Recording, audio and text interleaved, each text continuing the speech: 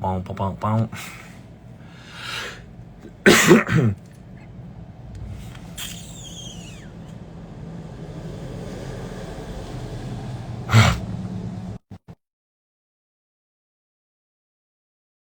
And by the end of the show, my hip just really hurt, and I was just standing there. And that's it. And I thought, what? I'm just standing here, man, and I feel like, and I'm limping out of here. That was, I mean, both of them were fetching some money, for real. I remember. Wild how it's been commoditized, man. It blows my mind. Crazy. Well, I mean, they're not around, right? They've been out for, 15, 13 years, and however, I don't know how many press, but they're not mass press, right? Yeah. It's not like, MCA Records where they're pressing, hundreds of thousands, right? You can do like 1,000 run with 12 gauge, right? So there's 1,000 out there. So it's like, I get it, but yeah, I never thought, like, when I got into this collecting, like, once I saw that there was groups dedicated to collecting this stuff, and seeing how much stuff I was sitting on, I did not have a clue that it was worth, like, all this money. And I'm like, what the hell? It blew me away. It was crazy. Luckily I found the Hostility EP at FYE in Arizona in 2013 for $7. So that's where did you find it? I was on vacation in Arizona, and I went to an FYE, and I found it there for like $6.99. That's crazy. But then I did spend $100 on Was it a random pick? No, I knew you guys. Okay. Oh yeah, no. When I saw it, I was like, oh, these are hard to find, and that was like before like the revival happened and people were paying tons of money. So, but I just knew that album was hard to find because I've never, I've always been collecting CDs and merch, and I'd never come across one until joining these groups about 6 years ago, noticing that people were in the same mind of selling and trading old 2000 stuff. So, and then I was like, damn, some of the shit I'm sitting on that I bought at shows for $5, people are, asking me, do you want $300 for the CD? And I'm like, what? Like old Chelsea Green EP? I bought that at a show for $5, and people are spending $400 on those things. Crazy. It's wild. Yeah, because if I had them at my disposal, I mean, I just give them for free. You know what I mean? It's just wild that they're going for that much, or did at some point in time. Yeah, I mean, they still do. There's one on Discogs now for $200 or something. Good Lord. But yeah, it's interesting. It's an interesting market, I guess. So I guess who came up with the name, and what, for anybody that doesn't know, what's the meaning, or what does Misericordiam mean? So it kind of has an interesting story. So, I got my life together, and I had actually, went back to college, and I was walking out of some class, and it was actually on a piece of paper, and I had no clue what it meant. And I think at this point in time, we were still called Without Prayer. Well, it said Misericordiam, so I looked it up, and so what ad misericordiam is basically, it's a logical fallacy in law, and it means argument that appeals to pity, right? So basically we'll say, you should find, that my client should get X amount in damages because he's homeless and poor, and your argument isn't based on an actual legal theory, it's based on pity. And I was like, oh, that sounds cool. And then come to find out, 2017, I'm graduating from law school. So here I have this legal term many years before I decided, I wanted to go ahead and be a lawyer, and now I am one. So I was going to mention that too. That's funny that it was in the law thing, and now you're like a lawyer. And I was like, it's an interesting foreshadowing a little bit, Yeah. I mean, my father's an attorney, but I really never thought it was for me. I wanted to go the music route, and I hit it hard. Yeah. And so I guess now looking back at it, in essence, it was kind of like a way for me to have some sort of connectivity with my father as well. And, and now we're both attorneys. So. And do you guys work together, or? No, okay. Never. What was it that he said? You'll always be my son, and I'll always be your father. I'm like, all right, I get it. Okay. Yeah, probably shouldn't work together. So in other words, don't work near me. I actually work right around the corner from his office. It's incredible. I walk by every day. You shoot him the finger and say, "Hey, Dad." Yeah. So you get to wear like suits all day, and what's funny is, I have like maybe like one or two like disjointed suits that I like flip flop on a daily basis. Yeah, I can't do it, man. I'm like, let's just get this fucking thing on and go to work and get it over with. I hate it. Terrible. You don't just show up in like a Cannibal Corpse shirt or nothing, and I wish I could. I mean, that would be great. That would be fantastic. But you walk into the court, and you're just wearing like cutoffs and a metal shirt. You know what? I should just be a trendsetter. I should just do it. You should. You should. That's what my cousin Vinny. Remember that? You ever seen that movie? 2 Utes. Yeah. And he shows up in that thrift store, uniform, and he goes, "You can't be wearing that in my my court." And he was trying to do it. He was trying to do a trend. He was starting something. What a good movie, though. Yeah. So I guess the so it means what again? It's with pity. It's an argument that appeals to pity. Appeals to pity. Okay, that's cool. I know, like on there it says stuff like, "Hey, Clayton." But that's really cool that but I never thought of that like argument too, like where a turnout is because somebody's pity, not the actual, like I never thought of. You know what I mean? Yeah, that makes sense. That's cool. That's interesting to hear. Okay, so I guess so. Once you turned into Misery, your first release was 10 Days in Catalina. Yeah. Okay. And that was basically, I mean, from what I remember it being a little more on the like deathcore side. Yeah, I mean, and I don't know if I would necessarily, classify as deathcore. I mean, I never really, used that term, but we were, we were all just trying to figure out, like what we wanted to do, and like, obviously, when you're playing together, you're progressing, so now you're able to try new things, and so it was right. Trying to figure out, what we wanted to play. I mean, we were just a bunch of hardcore kids playing. Right. Yeah. Yeah. No, because I even gave it it's been a while since I jammed that EP, so I gave it a jam comparing to the newer stuff, and it's obviously a significant change. Yeah. In my mind, anyways, like there's a little more like melody, I think, in the Catalina stuff, and a little more. I mean, it's heavy, but you can tell there's different stuff going on where the two other releases by Misery are just straightforward, just like very unrelenting, not much, happy sounds going on in there. Yeah, we kind of, we I'll be honest with if I talk to my guitar player now, Rob, tell you, I say I fucking absolutely hate melody. Please do not play anything a lot. And so I'm pretty sure at somewhat looking back that that was kind of my doing. Let's just get rid of this melody and kind of just like remove that aspect from what we were doing. But yeah, it all had its time and place, and it was fun, man. It was enjoyable. We were just kids. So what made the change? Just you guys kind of tweaking things, and you put out Catalina and went, okay, well, there's some things that we want. Or was there member changes, or? No, so by the time Catalina came out, we had a solid lineup. We had bass players kind of coming in and out. I think originally we had no bass player. Okay. And so, fuck, I just drew a blank. See? I told you I didn't want to smoke before this, man. You made me. I would never. What was the question? Do you even know where you are right now? I think so. Okay, good. Okay, well, we're on the right track then.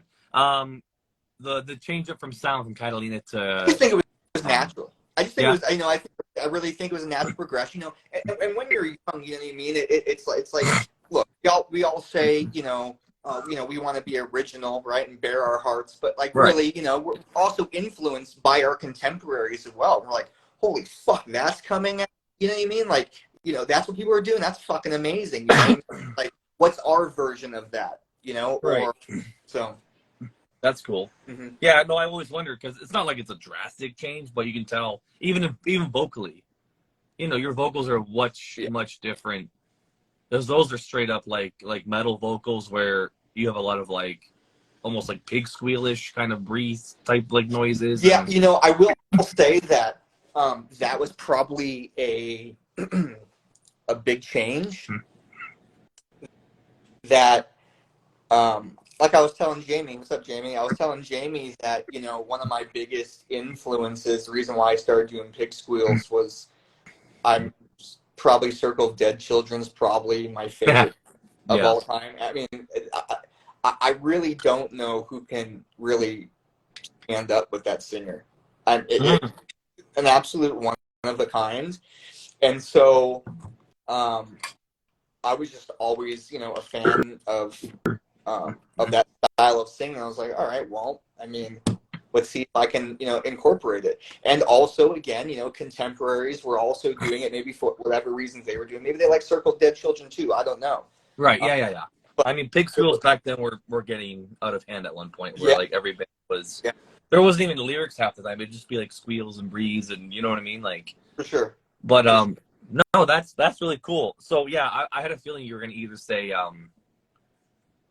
what's his name? Circle of Dead Children, something Hovarth or something, or with Dave or something, yeah, something with an H or something. Yeah. So I figured you're gonna say him or cattle decapitation. What's Travis Ryan or whatever. I find that those people say those are the two influences in regards. You know, what's funny is how Travis, right? I think it's Travis Ryan, right? Yeah.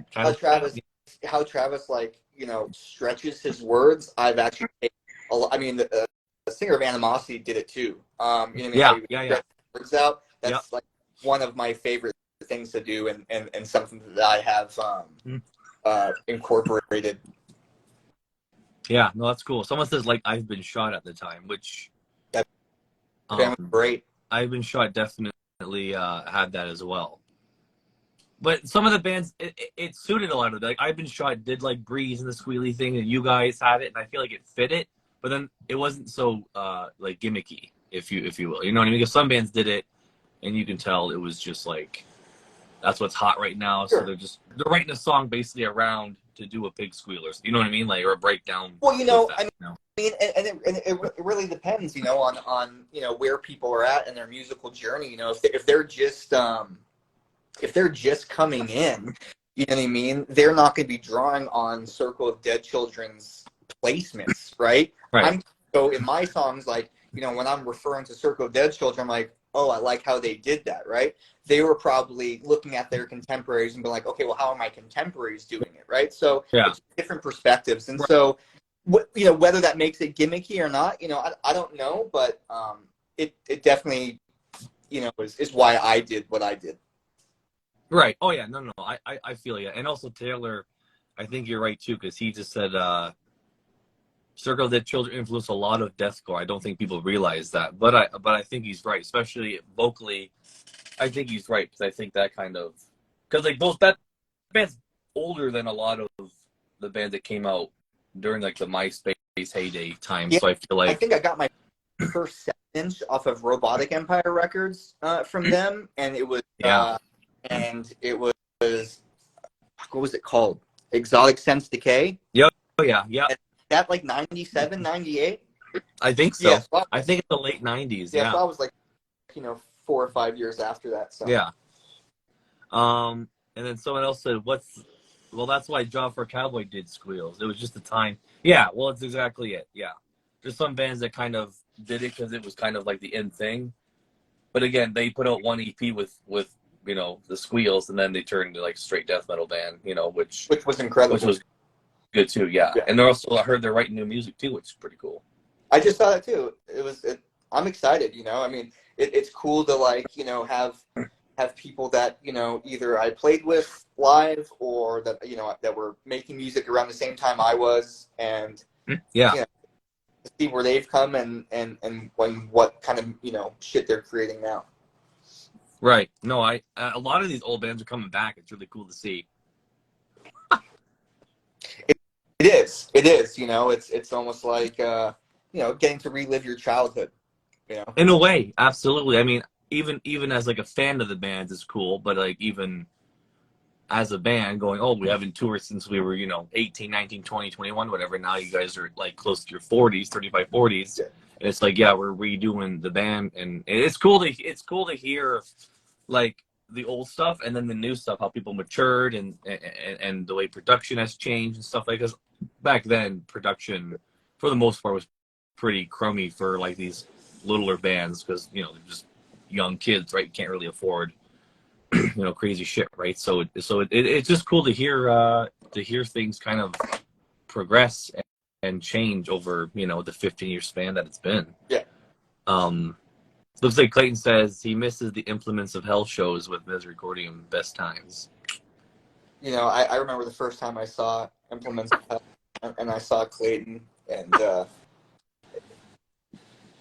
I was blown away, man. I mean, he was just this little kid with fucking gnarliest voice, and it was great, man, because you had Guttural Secrete from Mesquite, but I would say that Clayton was the one at as young of an age as he was like what brought that kind of like devourment era of metal to Vegas, and he's kept up with it, and he's done really well for himself, and ended up being in the bands that me and him were like fans of. So that's cool. It's definitely cool. It's cool you guys play together too. Mm-hmm. Back when it was a lot of movie scene audio snippets. Yeah. The movie sample, then a nasty breakdown. Yeah. Which Misery used some snippets, right? You guys, not a lot, but to be honest with you, or no. Okay, I feel like there was like a song. The band Without Prayer did like right before, or not before, but like before Phil had joined. What's up, Phil? Phil's in here. And he just signed in. But yeah, we didn't use sound clips. Okay. For some reason, I thought there was one or two songs that had one in there. That's cool though. Yeah, that's definitely a time where they were being like Kill Whitney Dead. Those guys were just basically. That's all Kill Whitney Dead was, and I think Gore Lord did it too. If you haven't heard Gore Lord, Gore. One man band dude from Norway. Phil, am I right? Gore Lord. I think Gore Lord. Yeah, I don't know. I'm not sure. There's also a dude from Abacab in here that just hopped in. I think his name is Jeff. Yeah. What's up, man? Anyway, so I guess the next question is, what was your guys'? I know you guys said you were like a lot of hardcore kids and stuff, but I know a lot of people listen to different stuff than what they play. Sure. But what kind of got you into playing the music that Misery was, especially more so the last two releases? So are you saying like particular like that release, or are you saying what got me into the music in general? Well, I guess what you guys were listening to while recording those two albums to want that sound. You know what I mean? Like, what were you listening to be like, oh, because you guys are hardcore kids, so I'm assuming you're listening to a lot of hardcore bands, right?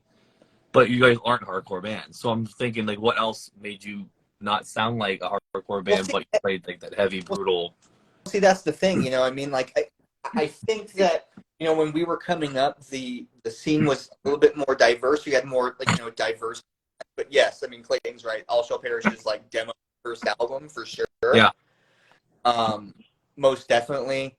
Like I said, contemporaries. I remember the night Phil showed me Beneath the Massacre in 2005. Yeah. At the Roadhouse. But what I'm saying was more diverse. So we were listening to like, From a Second Story Window, Darkest Hour. I mean, everything. We were just connoisseurs of music, right? Yeah. And so I wouldn't say that we necessarily, of course we were young, so we did it sometimes, but a lot of times it wasn't like, oh, I like that riff, we should have a riff like that. It was more of like, it's just, write what we feel. You know what I mean? Like what do we want to accomplish? You know what I mean? And I know for Phil it was like speed and intensity, right? And for me it was to fucking piss. And it was just kind of something that happened organically. And also we are talking about 20 years and I am stoned, so I don't know if Phil knows more of what we were listening to. Maybe. No, I get you. Yeah, no, I was just curious because, I mean, I was curious to begin with, but then when you mentioned that you guys were all like hardcore kids, I'm like, okay. A Zook. Yeah. Okay. I mean, and so personally for me, like they're up there with Circle of Dead Children for, for influence.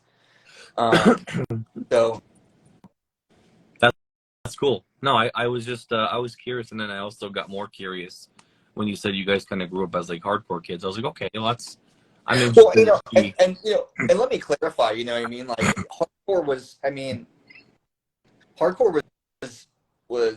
different.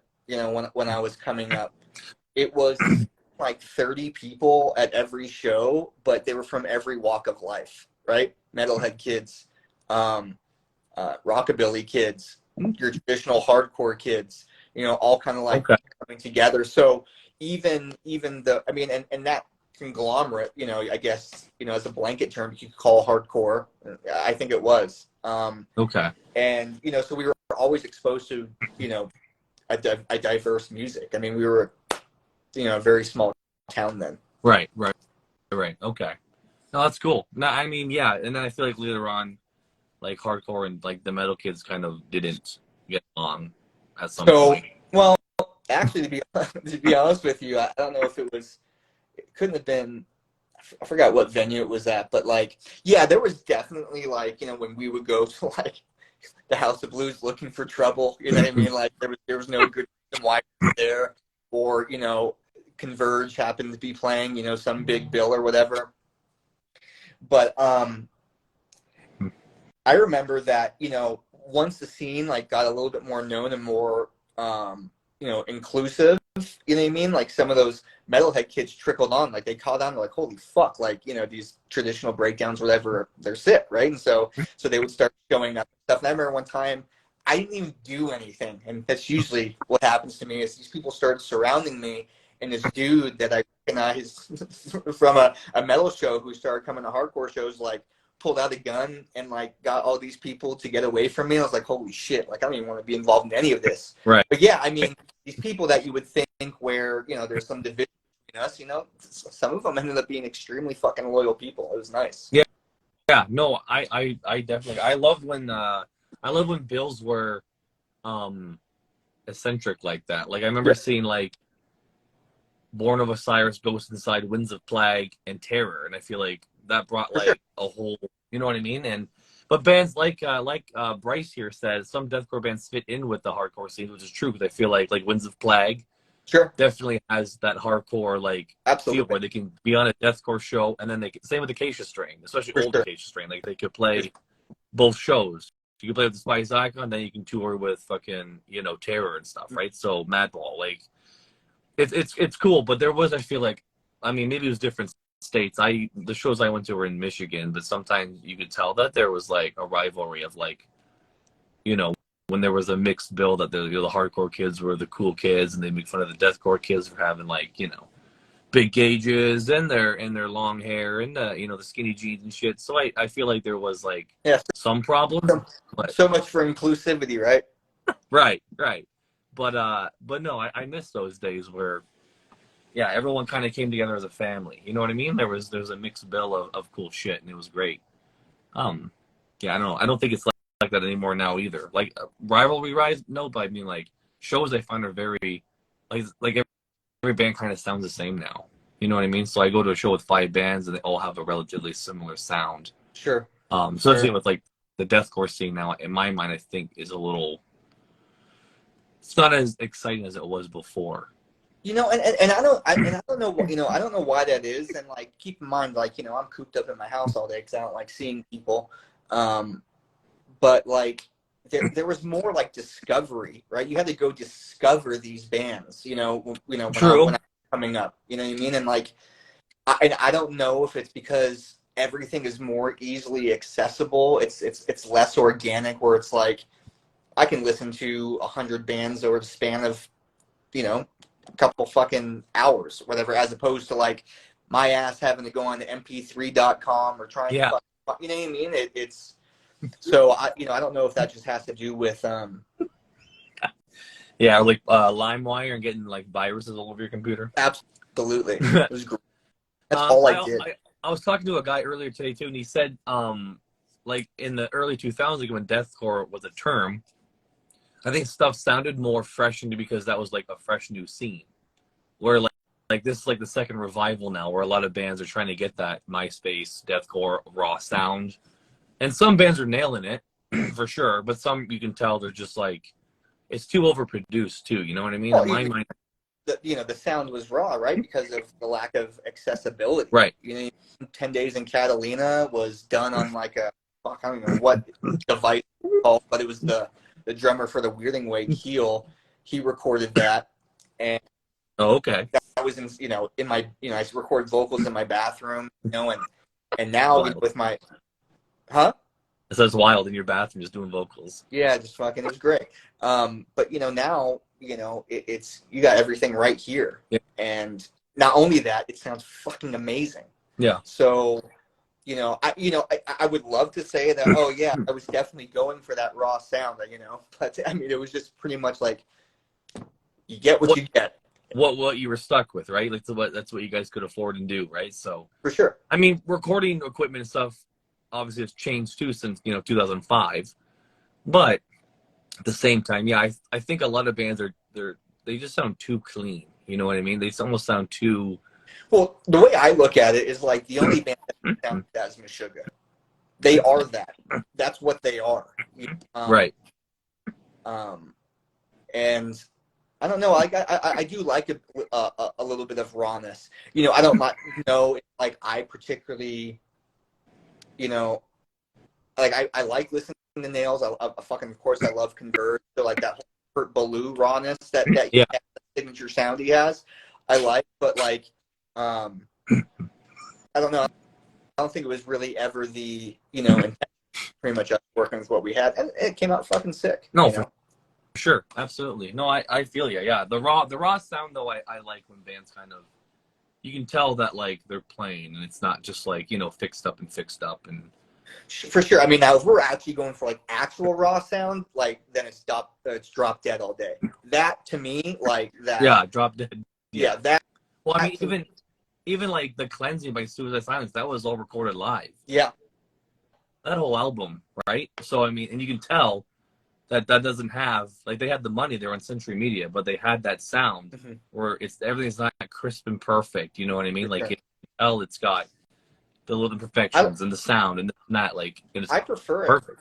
It. Yeah. No, absolutely. Like I think like bands like as big as Lorna Shore is, that's just too done up for me. It's too, all the bells and whistles, everything's just like primo, and it doesn't catch my attention as much as like, these bands that are coming out now, like Tactosa and Tracheotomy and stuff. If you've been hearing those guys, they're both from Florida, but those guys, like, if you were blindfolded and just put them on, you think it was straight out of like 2007. Like, it's awesome. That's right. But anyways, yeah. So that's just But went on a tangent there, I guess. Phil did say something though. Our Thin Line album was more processed than I would allow today, but back then, man, that was our first rodeo. We had no idea. Unanimity was very raw. Yeah, I mean, honestly, I always thought they were both pretty raw. I will, Phil. I will still never understand how that engineer forgot other side of the guitar. Like, where did it go? Yeah, 10 Days was as raw and as real as you can get. And that's actually he's very right. That's exactly how we did sound right. Live. And that's also a cool element as well. Well, that's what I like too, because then you're not shocked. Like, you see the band and you go, "Oh, this doesn't sound like the record," because a lot of bands can't play like what they did in the studio and fix it up. You know what I mean? We're like, yeah. So you're listening to Catalina and you go, "Okay, this sounds just like when I'm looking live." Right? There's no like disappointment and shit. So. And I think the production on both the sound and production on like all the stuff after Catalina is like perfect. Like, it's not overproduced, but it's not, it doesn't sound like you made it out of a tin can. You know what I mean? Like, it's got a definitely good sound, like a good combo of both. It's raw, but it's definitely got, some nice sound to it where it doesn't sound total. Because some bands I've heard are just like, where did you record this? You know what I mean? Like it's fucking bad. But no, that's cool though. Yeah, that's what I think is. Someone else said something too there. What is it? Digested flesh. The answer to infection. Best raw production in my opinion. Super groovy. Okay, that's Clayton too there. And count your blessings by Bring Me the Horizon. Yeah, I mean I'm not a huge Bring Me the Horizon fan, but I mean, that their first record is definitely raw. Clayton, are you saying it's digested flesh is rawer than like disconformity? I guess I really can't wait for the answer, but yeah, I mean, that might be up for debate, man. I think Disconformity from Japan's fucking Glossectomy, which I think is the same band. Yeah, you gotta check those bands out. They're so fucking sick. Oh, same level? Fuck yeah. Same level. You guys had an engineer who was still learning, but not sure how many projects they did before ours. Yeah, I mean that's all the thing. There's so many variables, right? It's like, okay, the band doesn't have enough money to do good recording, or you're with a guy who's like a buddy who just got a setup.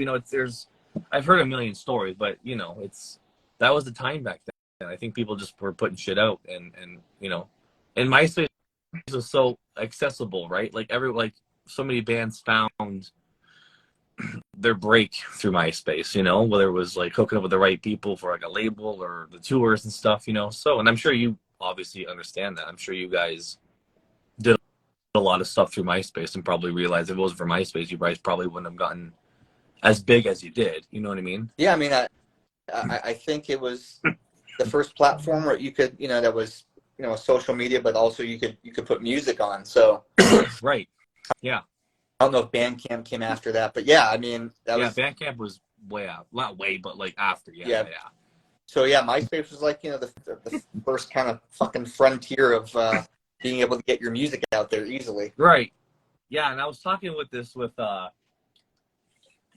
Tyler when I did the interview a couple days ago for Short Bus Pileup, and he said the same thing. He said that everything was under one umbrella. Like you networked on MySpace, you talked to fans on MySpace, you put your music up on the profile so people could sample your stuff right away. Like everything was like under one umbrella, like in one hub. And I think that was like, I think that was very ahead of its time and that's what I think made a lot of bands and stuff become bigger than they were, and definitely helped with like gaining fans, especially fans out of their state. You know what I mean? Like I'm in Canada and I found hundreds of bands that were just little local bands, from like Maine or Ohio, you know what I mean? Just little bands. Even now, put out 5 songs. They broke up. People only know them are basically from Ohio. But I did so much deep digging and stuff that like, and if it wasn't for MySpace, that would have never happened. That I would know these bands. So it's really cool. And I think something like that should happen again. Because now I see all these bands doing like Linktree and stuff where it's like, everything's under one hub, but it's like 40 different links. And I'm like, fucking bring back the website. I can't keep up with it. Yeah. I can't keep up with it. Have like 20 links, music video, interview, merch, Euro merch, like just down tours. I'm like, man. Always calling Rob, and I'm like, please, Rob, can you just figure this shit out for me? Because it's too much. I mean, it is. It should be getting easier. And I feel like, it is easier, but it was already done. Like MySpace was cool. Like that, I feel like that just had so many. And then you go down the rabbit hole of like everyone's top 8s, and I feel like you just discovered so many cool bands. Mm-hmm. For sure. Misery, I always said we had a lot of local friends into us. This is very helpful. The Vegas scene was very supportive to us. Yeah, that's one of my questions too, was like, how did the locals kind of, react to you guys? And did you notice that you are getting bigger outside of Vegas? And like, did you guys do like little stint tours and stuff? It was humbling, man. Yeah, I mean, a lot of our fans were already our friends to begin with. Right. And they were just, stoked that they were watching, their friends make music, and it just so happened that, I said some crazy shit and it fucking resonated with them, and and it was always a great atmosphere, always supportive. But like, these were people, we weren't just hanging out in the context of hardcore. I mean, these were just our everyday friends. Right. So, Yeah. It was great. And, you know, the fact, and then when people wanted to see us outside of Vegas, I mean, it blew my fucking mind. And, you know, we were on a, you know, a trajectory, but you also got to understand that, you know, we were competing with our, you know, our age and, you know, what we had, you know, going on in our lives. And, it never, you know, I think that, you know, it never, you know, got to where our contemporaries were, you know what I mean? But Right. but that was due to us, you know what I mean? We had a lot, you know, we were kids and we had a lot going on, you know. Oh yeah, I know. That's sometimes it lines up like that. Like the younger bands, I find they kind of don't get their full potential because they're so young. The school's involved, or you know, like your parents can't drive you on tour. You know what I mean? Like 100%. it makes a lot of sense, and that's kind of where I was when I was talking with Zach from Elysia. He said kind of the same thing, where it's like, yeah, it was difficult to like do tours because half the band was still in like high school. You know what I mean? So it's like, yeah, I think that like if I almost feel like if the band was started a little bit later, it would have been a little bit different. You know what I mean? Like in regards to age wise, because sometimes you're just too young. You can't really, you know, handle touring or getting a car. Yeah, back then I didn't have the means, and somehow I found to venture out a little bit. Now I have all the means in the world, and I got to take care of kids. So it's like, yeah, right. So when you're ready, you're already locked down with other stuff, and it's just basically, yeah. There's like a sweet spot window where it's like, okay, I'm 21 years old and I started this band, and it's like, you know what I mean? Yeah. And another thing too is like, you know, I mean, obviously as kids, you know, you want to be big, ever, you want to, you know, you want to be able to travel, you know. Right. But I think, to be honest with you, we were just happy making music, man. I mean, yeah.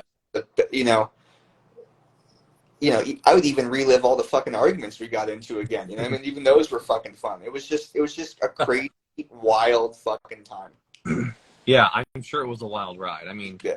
The more I talk to like bands and stuff, the more I'm like, man, like it just sounded like it was a good time. Like, yeah, good time and yeah, bad time. Like touring sounds hard and being stuck in the van with the same, you know, people for a week or two or something. But like, yeah, I don't know, it just sounds wild to be able to meet a bunch of other fans in different places. And you know, a lot of firsts too. You know, I mean, we were growing up on the road. You know what I mean? Right. Yeah. I to be honest with you, you know, I think like the first time we ventured out on tour, you know, outside of like going and visiting family members, like that was my first time, like, you know, having an exodus from my family and going out on my own, you know. Some independence.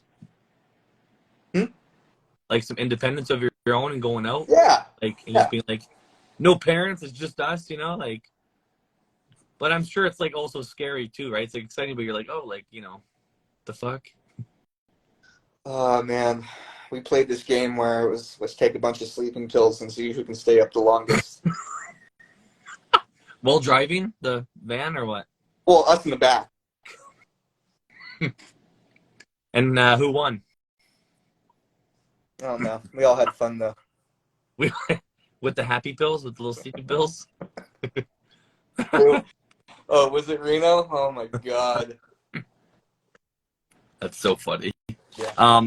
So you did mention like, well, we were talking, but you said something about lyrics, but I guess that's my transition, because that was the next thing. So, I guess to kind of say like the Misery lyrics that you wrote, I know for a while the word on the street and a lot of these groups, because people were always talking about, you know, I wish they would repress stuff, you know, I don't want to spend this money on this, blah, blah, blah. And like, there was always a few people that would be like, you know, I talked to the band and, you know, Nick doesn't want to do anything because, you know, he has kids and he doesn't want to resurface the lyrics and blah, blah, blah. And then today I thought, well, let me read the lyrics. You know what I mean? Let me go through them again and you know, skim them and see, you know, it's been a while since I actually like, you know, sat down and read them. Right. So, and I really don't think they're as bad as people say, because I mean, in my mind,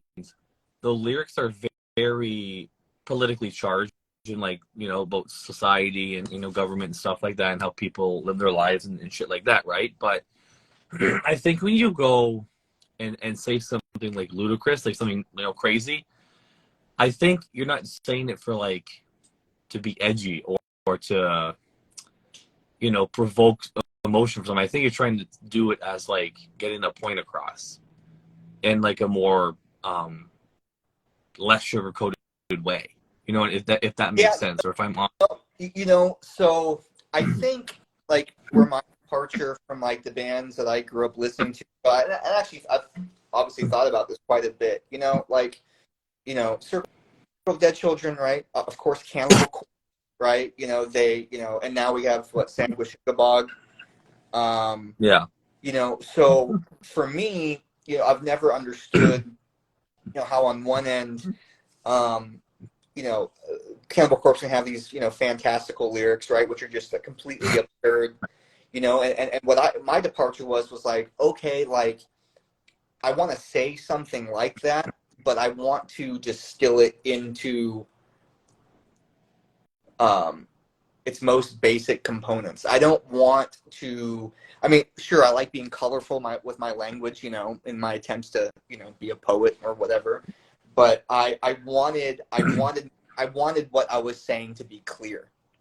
And I think that makes where people's attraction and people's, you know, apprehension or fear, you know, of the lyrics come from, because like you know what I'm saying. I'm not, you know, I'm not beating around the bush. Right. And I think that because it was deconstructed that way, that I think that it made people feel a certain way, whether for good or bad, you know. Right. Maybe I think you and me were talking about this, maybe because certain bands that are so absurd and they don't take themselves seriously, right, that neither does anybody else, right? Yeah. But I mean, look, you know, yeah, keep in mind too that, yeah, I mean, in a sense that, you know, I was saying things for shock value, right? I wanted it to be clear how I felt, what I was upset about or bitching about, you know, in that. Right.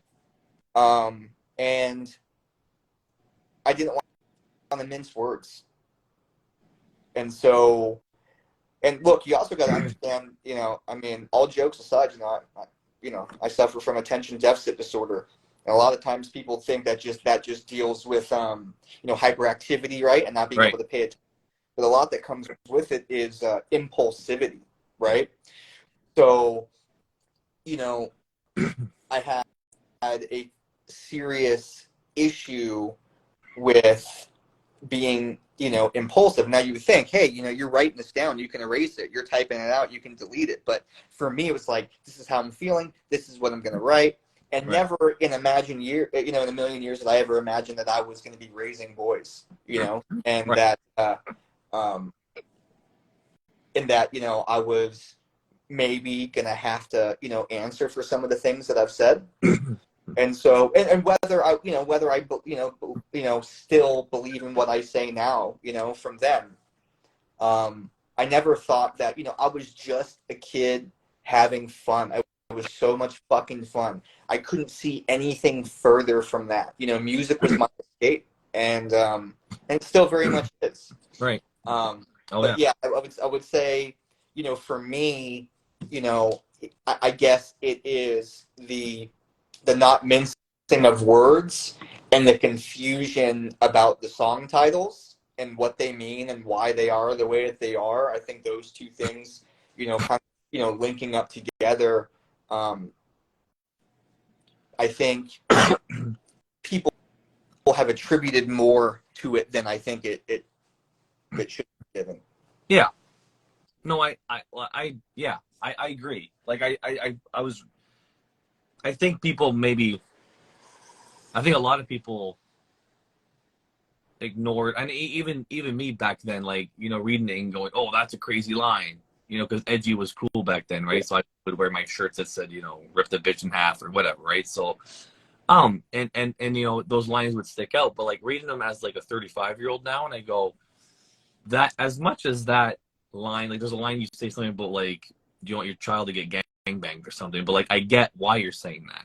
Like, you're not saying it to be like, so people go, ooh, what do you say? Like, you're saying it to prove a point in a very blunt way. Yeah, yeah. You know, I mean, you know, one, I need you to, if I care about what I'm saying, I need you to remember it, right? So I have to have some buzzword, all right? But also, you know, I don't live in fantasy. This is, you know, this is what's happening, X, Y, and Z, and I want you to know that it's happening, right? All right. And you know, and you make your own moral judgment, you know.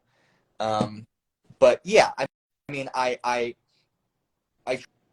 tried to write in a way that would get people to listen. And the thing is that I didn't care how they arrived, right? I didn't care how they listened. So if I say something as fucking insane as like, shouldn't have fucked you so hard, right? Right. Oh, you know, they're all, you know, they're not only are they going to remember that line, but they're also going to read the rest of the bullshit I wrote, which is really the context of what I wanted them to read in the first place. No, I 100. It's kind of like I saw this. I don't know if it was a TV show or a clip or something, but there was a guy who he was a teacher, and all the students were yapping. So he walked in and didn't say nothing. He wrote the word "sex" on the board, and everybody stopped talking because it got their attention.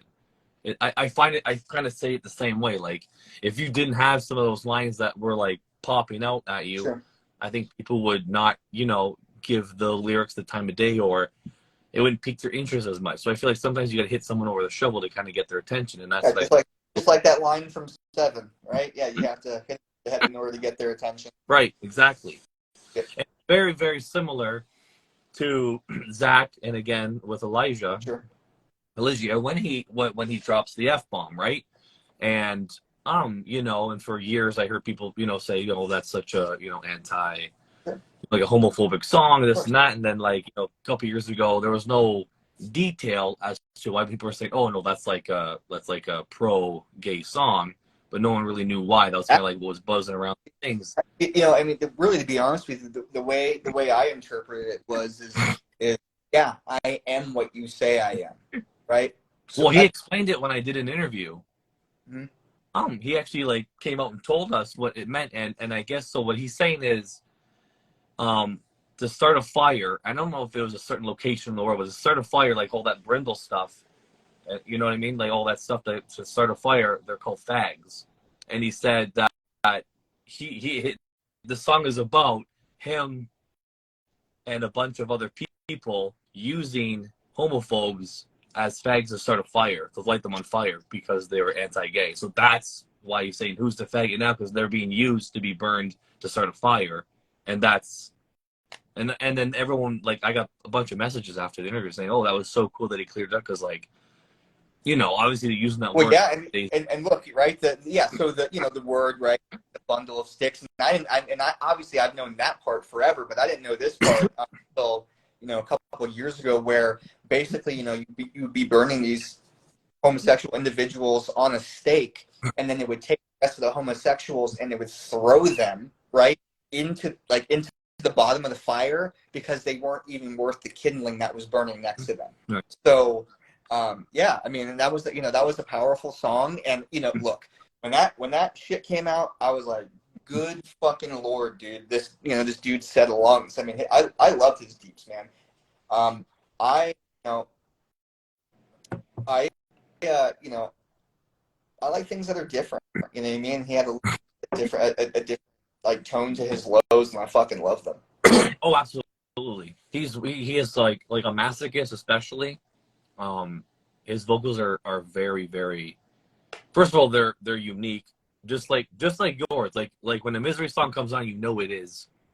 Even back then, when, like, you know, everything was coming out, and, you know, sometimes the deathcore scene was so oversaturated. But you could tell with the vocals. You could tell when it's Zach screaming and you and like other certain bands. But yeah, no, I 100% agree that I feel like some people take it the wrong way, or they don't do their research and actually see what the song's about. Well, you know what? But you know what it is. You also have to take and look, if I really, you know, if I really had now give, you know, a new to, you know, a Thin Line and Unanimity, it would be a perfect display of a young man self-righteousness, right? I believed a lot of the stuff I was saying in there, but I mean, if you think I was tolerant of other people's beliefs, I thought I was, the moral fucking pinnacle. You know what I mean? And so basically, what you pretty much have is kids from a completely different generation. They're full of self-righteousness. I mean, we all go through it. You know what I mean? And I think that, I guess if you want, you can go ahead and boil it down to looking to find something to be offended about. But I mean, these are young kids trying to find out about themselves, and they're very, very fucking serious about how they feel and how they view things. So when I look at it in that context, I don't blame them. You know what I mean? And obviously that's the beauty of living in a free country, man. No, absolutely. And I think lyrics, like you and Zach, are very similar lyric wise, I find. Especially when I went through it today, just to kind of like brush up on it, and then I went, because I did the same thing with Masochist when I did Zach. And I thought, yeah, it's very similar. It's very, like, the political stuff is very it's smart. Like, I feel like at that age, and I don't know how old you were when you wrote, those 2 albums, but I know Zach was very young.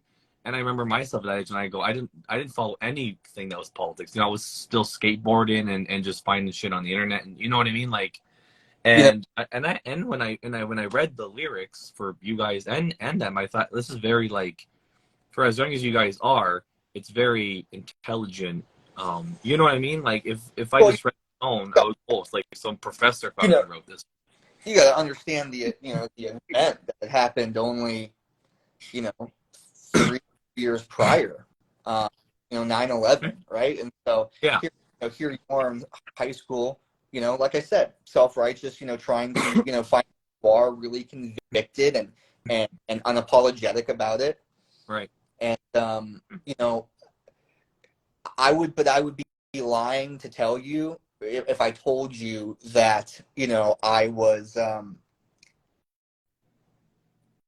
really read up on a lot of the things I was talking about. It was more of like, right, what kids are doing to the music now, where it's like, I'm experiencing something and I'm reacting to it, right? What do I feel in my heart about this situation, right? So who knows, like, when I was writing these lyrics, if I was ever trying to find any sort of actual solution to the issues I was talking about, it was just like, this thing makes me feel a certain way. This is how I feel about it. And, let's hear what you have to say as well. And you kind of wanted to express it and get it off your chest musically. Yeah. Right? Be like, no, I 100% I get it. I 100% get it. And I always thought your song titles were more crazy than the actual lyrics. Yeah.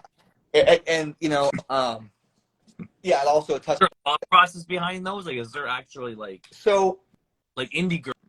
Is that something that actually means something, or is that just like attention? Kind of one of the things I talked with Jamie about was like, I'm already, I didn't want to sit there for 3 to 4 minutes and like and talk about myself once we had started getting more into the social political realm. I don't want and they were so serious, right? And so I still wanted to be relatable. I wanted to let people know that I still do have a comedic side. But then you also have to understand that, like, I was also listening to bands like As the Sun Sets, where you have 5-second songs and the song titles are fucking 3 seconds, right? Yeah. And so that was a way of like me having like these homages to these bands that I grew up, listening to. And there was, it was basically a way for me to be personal on the record without talking about myself the entire time. Right. Show a human being with a little bit of a comedic side. And most of them, they do mean something. They were either, an inside joke or an instance that meant something to me. And I think that, like, without context, that's why, I can understand why people would be what the fuck is this guy saying? Well, of course you don't. This was a 5-second interaction that happened, back when I was 17 years old. Right.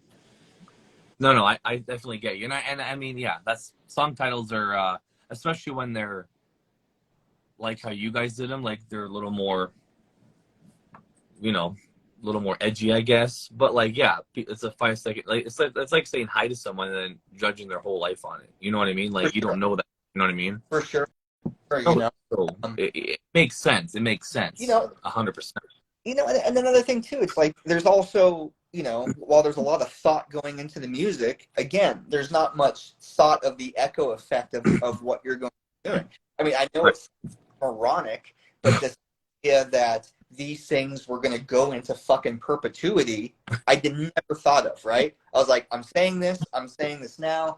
I don't care if I offend you, blah, blah, blah, blah, blah. And really, for people who know me now, it's like, completely, the opposite of what I am. I'd rather just keep to myself and shut the fuck up, Right.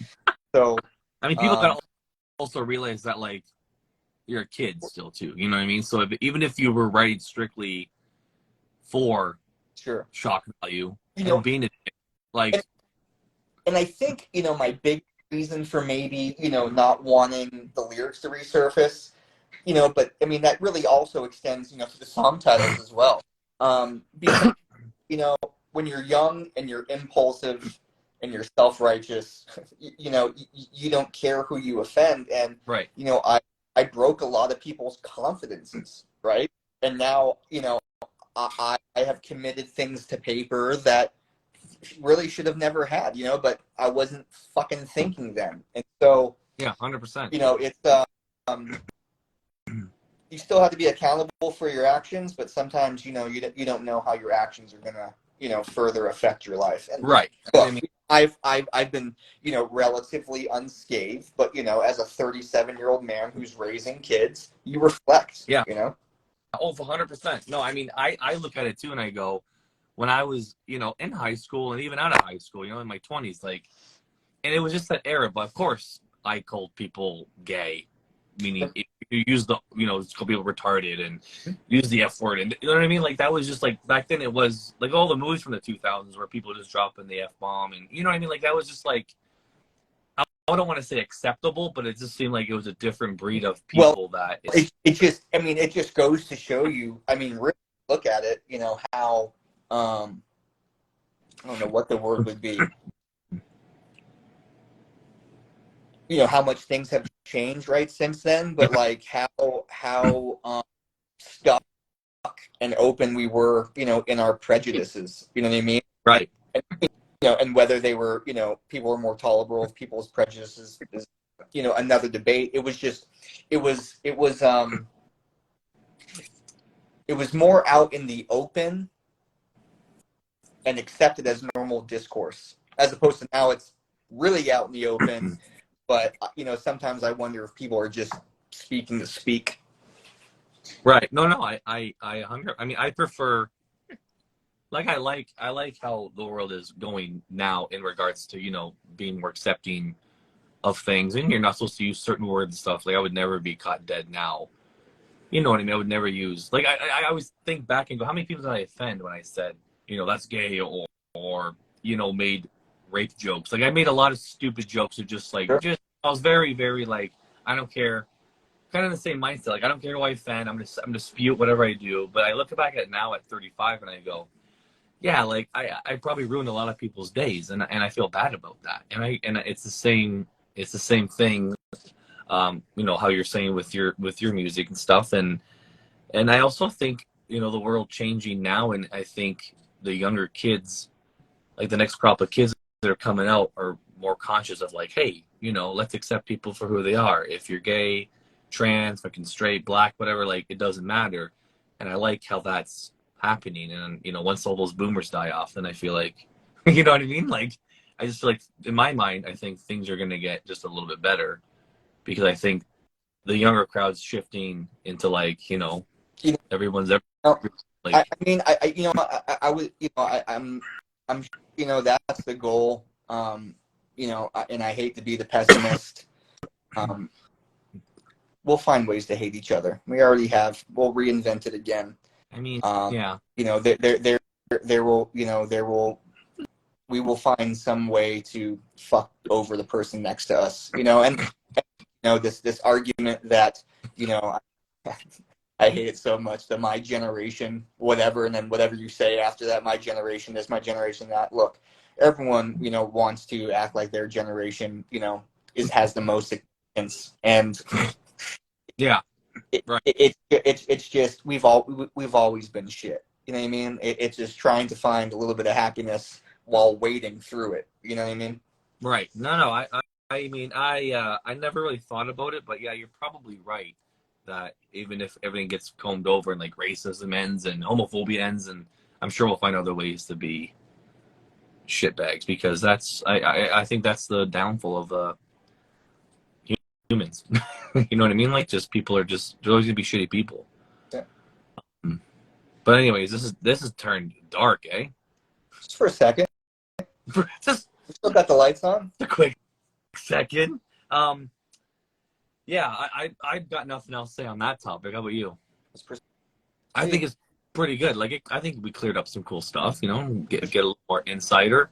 I do want to know what got you guys the attention for 30 Days of Night Records to do the Thin Line. Like, what, like, did they hit up after Catalina, obviously? Was that like kind of what projected that, or was it like a live show they saw and went, oh fuck? Like, I don't know, really, be honest with you. I have no fucking clue. You know, at this point it was like, you know, so many things were happening all at once, and we're like, just run with it, right? Just run with it, right? Just run with it. Like, oh, you want to help us put out an album? Fuck yeah. Let's do it. You know what I mean? Right. Oh, you like, you know, how we did this one thing? Okay, yeah, let's work together. So it was pretty much like, and again, you know, age is a factor, and I had no fucking clue what I was doing, you know, making serious business decisions and, right, and things like that.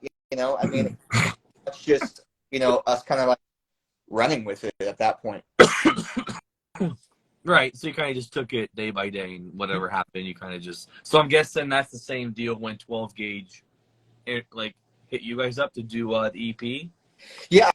I think that he had, you know, he had, you know, heard of us, or I don't know if he had actually seen us before, but, you know, this is, I think, around the time that, you know, Impending Doom's coming up, you know, that whole fucking, holy shit. Yeah. If you didn't get to see that band during their first fucking demo, I mean, get the fuck out of here. I wish I did. I did see him Nail Dead Risen, which is pretty close. We've come full circle because they're the Christian Circle of Dead Children. Yeah. Yes, pretty much. Yeah, it's great. I'm sure they'd appreciate that. I'm sure they'd appreciate that reference.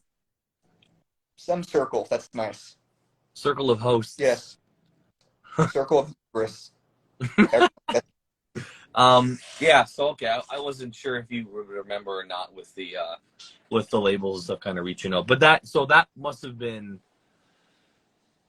pretty big for you guys. Like, I don't know how big 30 Days of Night was, but I know 12 Gauge was pretty. I mean, still is active, but back then they had a lot of cool shit on their label. They had the Molotov stuff, and they're doing like heavy solos. You know, and now I think that's actually what it was. I think Molotov had a release on there, and you know, I don't know if you know, he went down a rabbit hole, and by, like, you know, doing shit for them, he found out about us. Yeah, yeah, that makes sense. On or whatever, because again, we're, you know, all buds. And, right. Yeah. I said no. That makes sense though, because you guys are both from Nevada, so I feel like that actually makes perfect sense. Yeah. And old Molotov was much more in the same realm as you guys. I disagree. Yeah. I think Molotov's solution was honestly like the path to extinction. It for me, at least for me, I think it was one of the greatest releases to ever come out. Period. Nice. Ever. Yeah. I mean, what they, you know, there was another band called Mordor, which was fucking psychotic, and the guitar player from Mordor was Robbie, and for Robbie from Molotov, and so okay.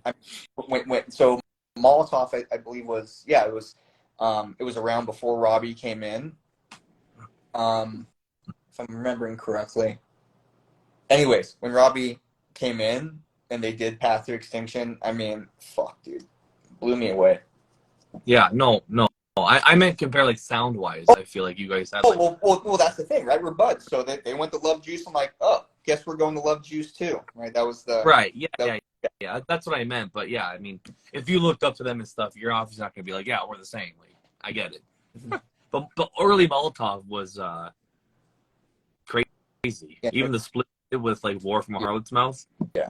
Crazy. Yeah. What was it? It was Path to Extinction CD plus some others. I love the album so much. what was the Clayton? What's the song? Fucking oh my god! Dun dun dun dun dun dun. What the fuck's Oh, the one that was on the split. Yeah. Come on, Clayton. Just type this shit out. What is that? Yeah, I'm having a brain fart. Yeah, I can't think. There's two versions of it, right? One on their full length, and then they had the split version. Yeah. There's two different versions. Still. Yeah, like it fades out and then it like slams back in.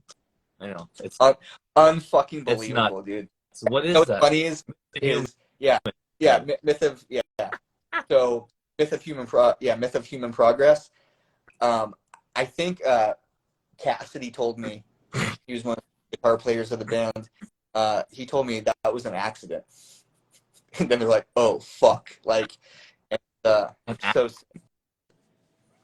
they were just jamming like when they were making the song, and like I guess ever you tried out the effect and then they got the idea to go back. I mean, so sick.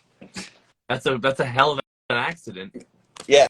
That's like the most well-known breakdown for them, I feel like, because that I remember hearing it the first time. I had to like rewind and be like, wait, what? Like that was wild. Mm-hmm. Like it's definitely I guess a game changer almost. But a lot of breakdowns are getting kind of repetitive, but I feel like the way that riff just kind of fades off and then like it slams back in like that was like wild.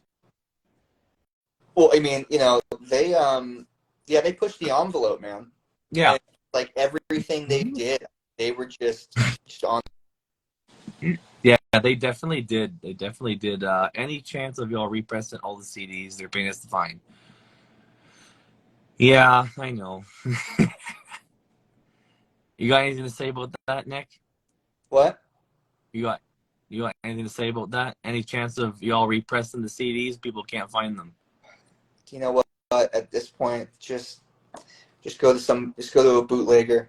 Let's go to a bootlegger. Make sure they don't fucking charge you an arm and a leg. Matter of fact, I'm making a mandate. I swear to God, if anybody presses my ticket, it better not be over $5. It to a fucking charity afterwards. Take no profit. Cool. I'm gonna put an order in tomorrow then. All right. There you go. Don't worry. I've been bugging Nick for a while, so yeah. Maybe one day. Maybe one day. Right. Probably not. Yeah. Probably not. Well, I know Jihad owns the EP, so that would already. That's yeah. You know, me and him had actually gotten into talks because trust me, there was some talks about maybe reprinting some stuff and get back together and all that good stuff. But you know what? I think Misericordiam served its purpose. Yeah. It was a great time, and I don't think anything anything more needs to be done. I mean, that's fair. I mean, sometimes less is more, right? I mean, I feel like, you guys put out. Look, me personally, right? As as a musician, like we're our own worst fucking critics. Right. I absolutely have no fucking clue. There's 12 of you in here. I have no fucking clue what you guys like about me.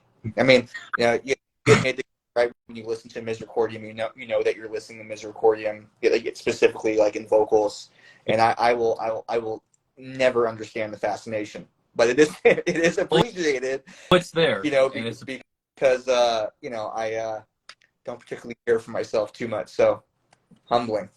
I mean, yeah, it makes sense that you're not gonna see what people see, but I mean, it's been 15 years, and um, you know, people still talk about you, people on the regular, and I mean, I bought the marijuana hoodie off somebody for like $150. So You know, I tried to replicate the greats. I tried, um, and just never happened. It's just, you know, I'm a one trick pony. You know what I mean? That's what I am.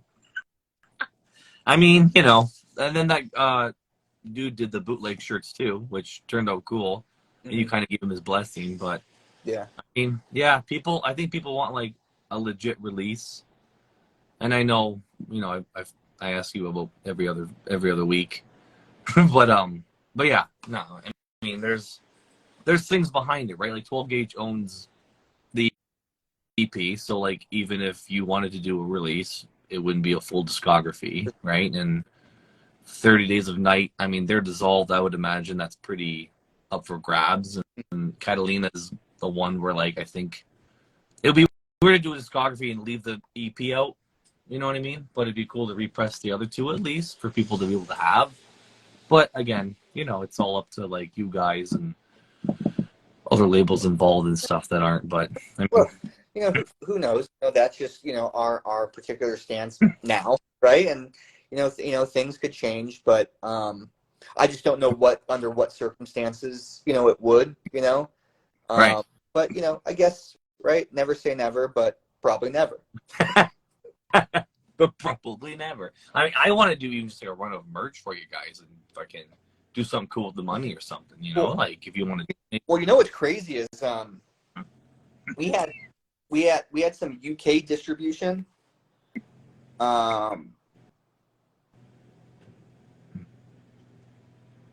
And there were T-shirts that were made that I don't think any of us ever approved. I don't even know where the fuck they came from. People were buying this shit like it was. I don't know where the fuck it was from. What? It was.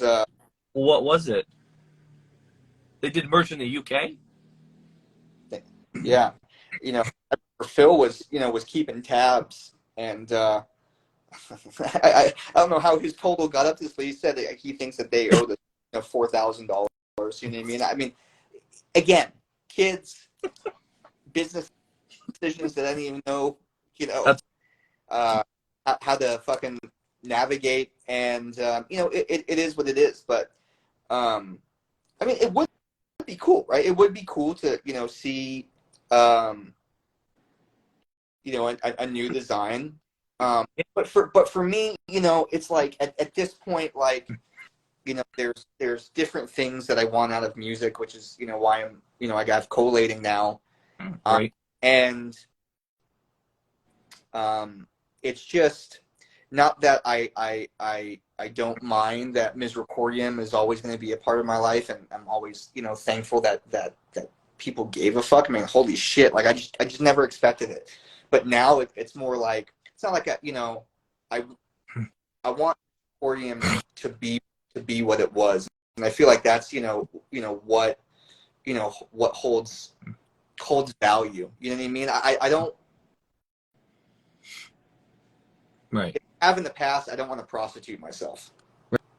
Right. So, you know, for me, like collating is, you know, me and buddy Rob Famletta, good friend from high school, played some local bands out here. Dude's a fucking genius. And,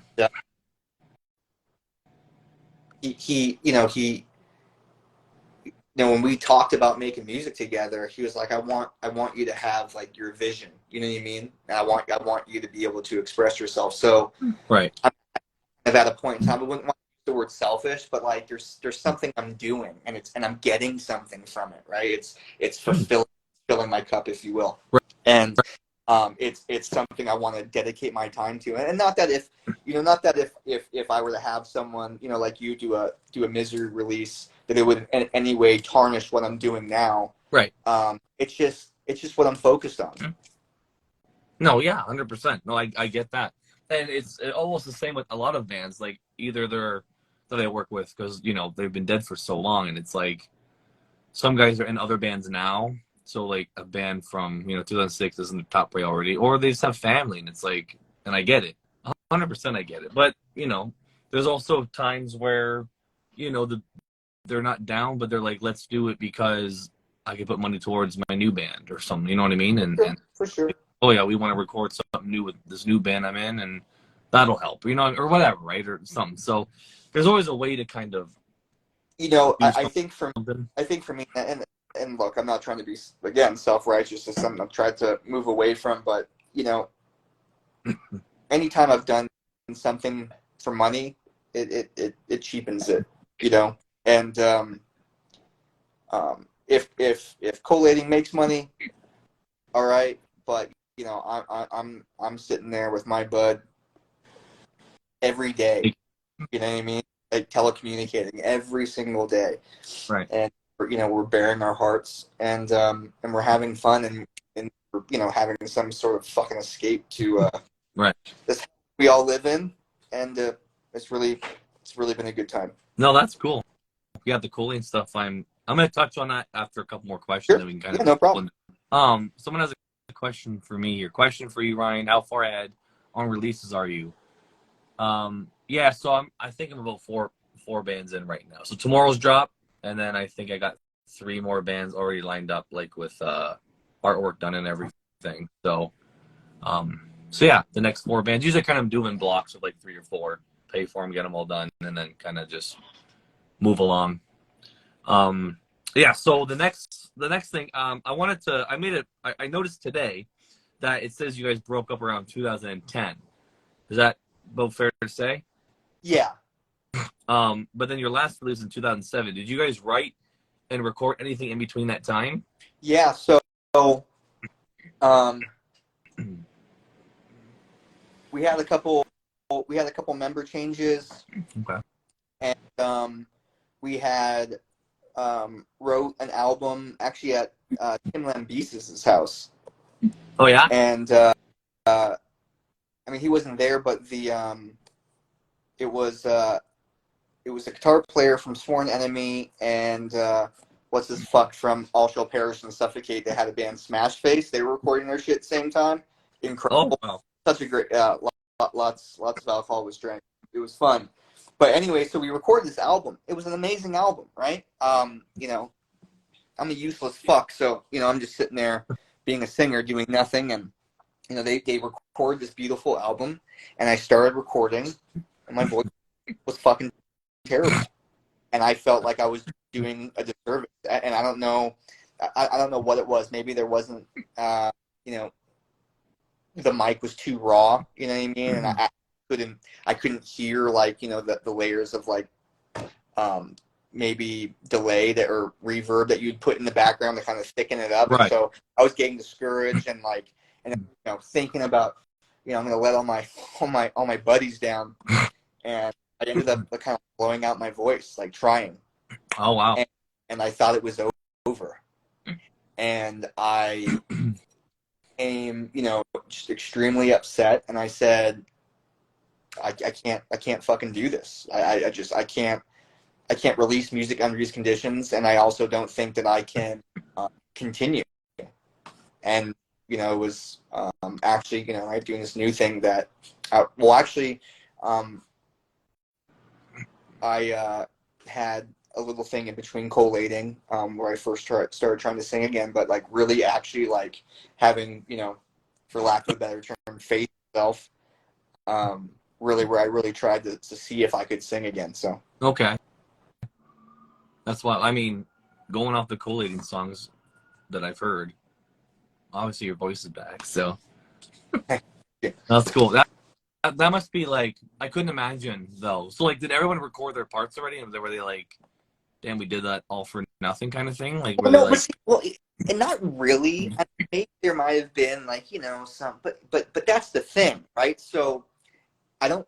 In some senses, we tried, but we didn't like treat Misericordiam like a business, right? Yeah, so right.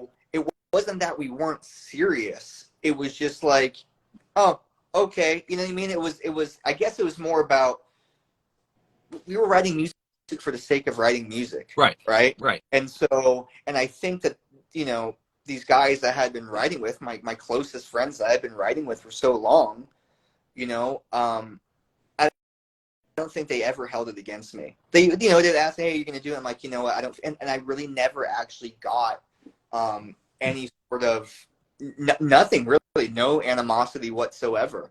That's good. I mean, and it's funny that, you know, now that I think about it now, I've never really kind of thought about it. You know, that was at least nice, right? yeah, I mean, because it could have definitely went another way, right? Sure. And they could have been, fuck you, like, of course, killed the. of course. So, well, that's cool. So that was pretty much the nail in the coffin, if you will. Like, is that kind of what kind of made the band a little, like, dissolve a little? Like, yeah, like, you know, it was like, you know, killed the band, man. I did. Yeah, I killed the band. I just, you know, I mean, fuck, you know, here I am, you know, already an insecure. The last thing I want to do is put something out and not be happy with it. I mean, Misericordiam had a bunch of fuckery happen to us. Okay, we had our albums leak. We had unfinished songs fucking leak. It was just absurd. So it got to a point where it's like, no, this isn't happening again. Unless I'm comfortable with it, right? You know, I can't do it because, you know, it just was something I wasn't comfortable with doing, especially since I couldn't project the way I wanted to anymore. Right. So it's almost better off, like, if you can't give yourself and the fans like 110%, then you were just like, fuck it, like. Yeah, and, you know, and another thing too is that, like, you know, Neurosis actually talks about this. Unfortunately, Scott Kelly's canceled now. You know, he talks about how, like, when Neurosis plays, it's like a transcendent experience. Mm-hmm. I've never liked recording, because it's not live. You know, I honestly think, like, being there in front of people is what actually gets me to perform, how I'm able to project. And I'm having, like, a transcendent experience where, like, I am completely immersing myself, you know, in what I'm doing. And I'm fucking pissed, obviously, because, you know, I don't, you know, usually talk about the greatest of things. And so, but when it comes to recording, it's just, that's all dead. It's not there. I've never liked the recording process. And even now, collating, right, I have, you know, all this freedom. I got the gear here, you know, it's easier. Still fucking terrible. Do you find, like, the emotion gets ripped out of it? Like the... Yeah, you know, there is no emotion. And also, you know, I mean, I don't want to be in a fucking small confined space. It fucking makes me nervous. It might get closer and closer, you know? Yeah. No, I feel you. And I never really thought of that, but I feel like recording, yeah, you're almost just like a robot, just like over and over again. And you know what I mean? Like, I feel like it kind of loses its magic. And shows are definitely... Oh, Manitoum's in here. Yeah. What's up?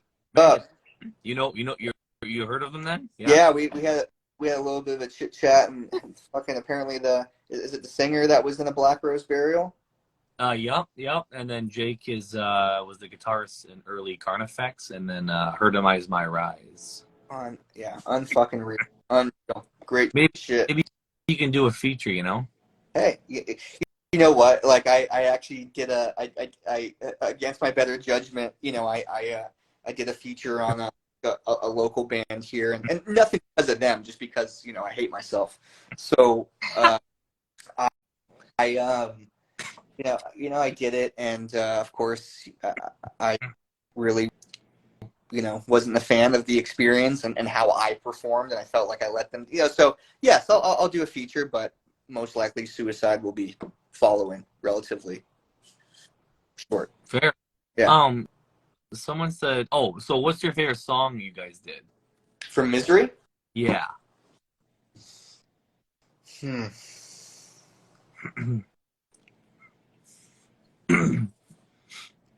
I mean, it's a broad question. Like, what's your favorite one that you've written? Or, I mean, I would imagine he's asking maybe playing, like, live-wise, that kind of gets you jacked up, and something that's just, like, maybe a crowd pleaser, you know what I mean? Something favorite.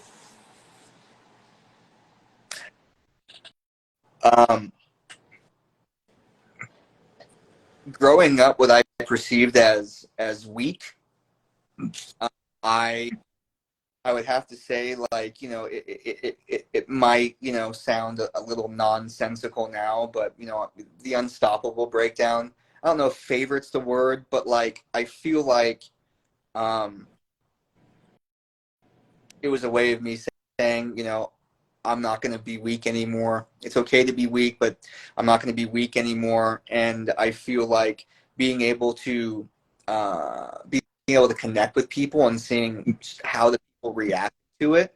You know, I wouldn't even say it's our heaviest breakdown, but it just, there's, you know, some videos I'm sure you could find out there where they're fucking nuts, and it really, it meant a lot to me. I could feel that these people were connecting. Right. Yeah.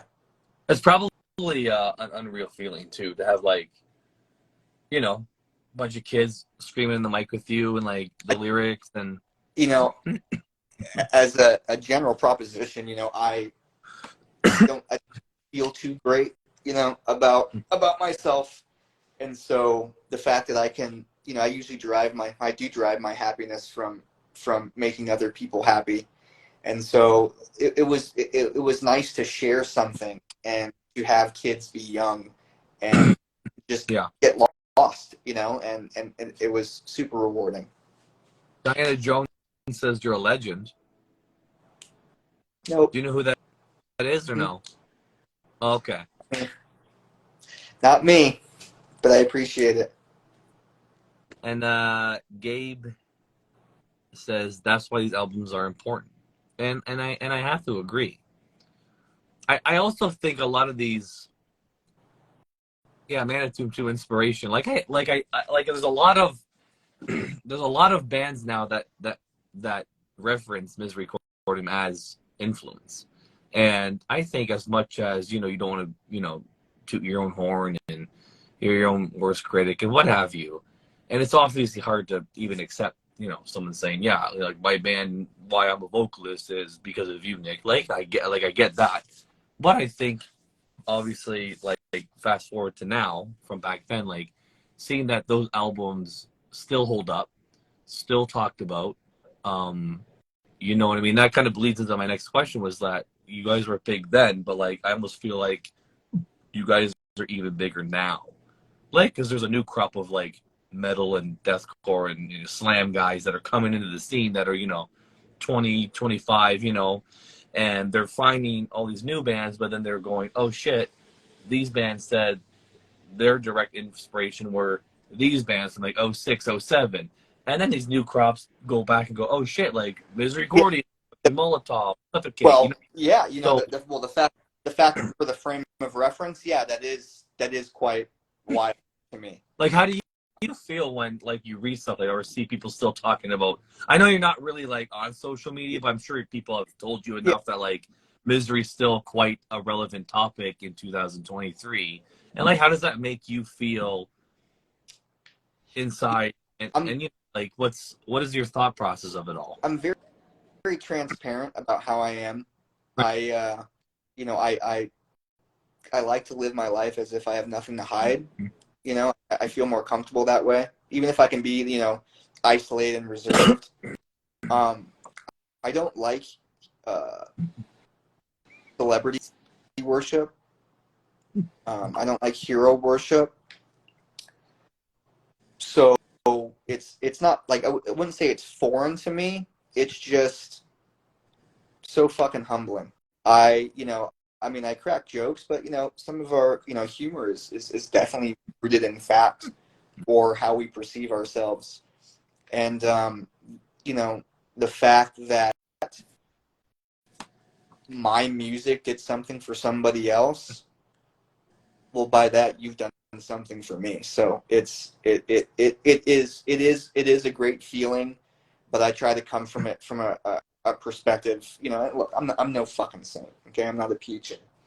You know, I don't come, you know, here with clean hands, but it's really blows me away. You know what I mean? It blows me away.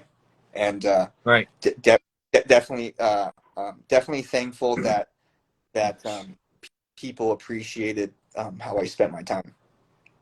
Yeah. That's, I mean, that makes sense. I don't know if people look at, I don't know, because you say you don't really like people like looking at you like a celebrity or like a hero or something, which I mean, maybe there's people out there, but I think a lot of people just really look up to you. General concept. I'm not a fan of glorifying people. Yeah, do you find people glorify you? Like, in my mind, there's a difference in somebody glorifying you and somebody going, Nick is one of my inspirations of what got me to doing vocals in a metal band. Yeah, it's definitely the latter. It's definitely the latter. You know, and again, you know what I mean. I mean, obviously a little bit facetious. I have no fucking clue. Why people draw inspiration from me if they do, but you're saying that they are, and of course, I've gotten some comments over the years, and it's just it's just humbling, and I hope that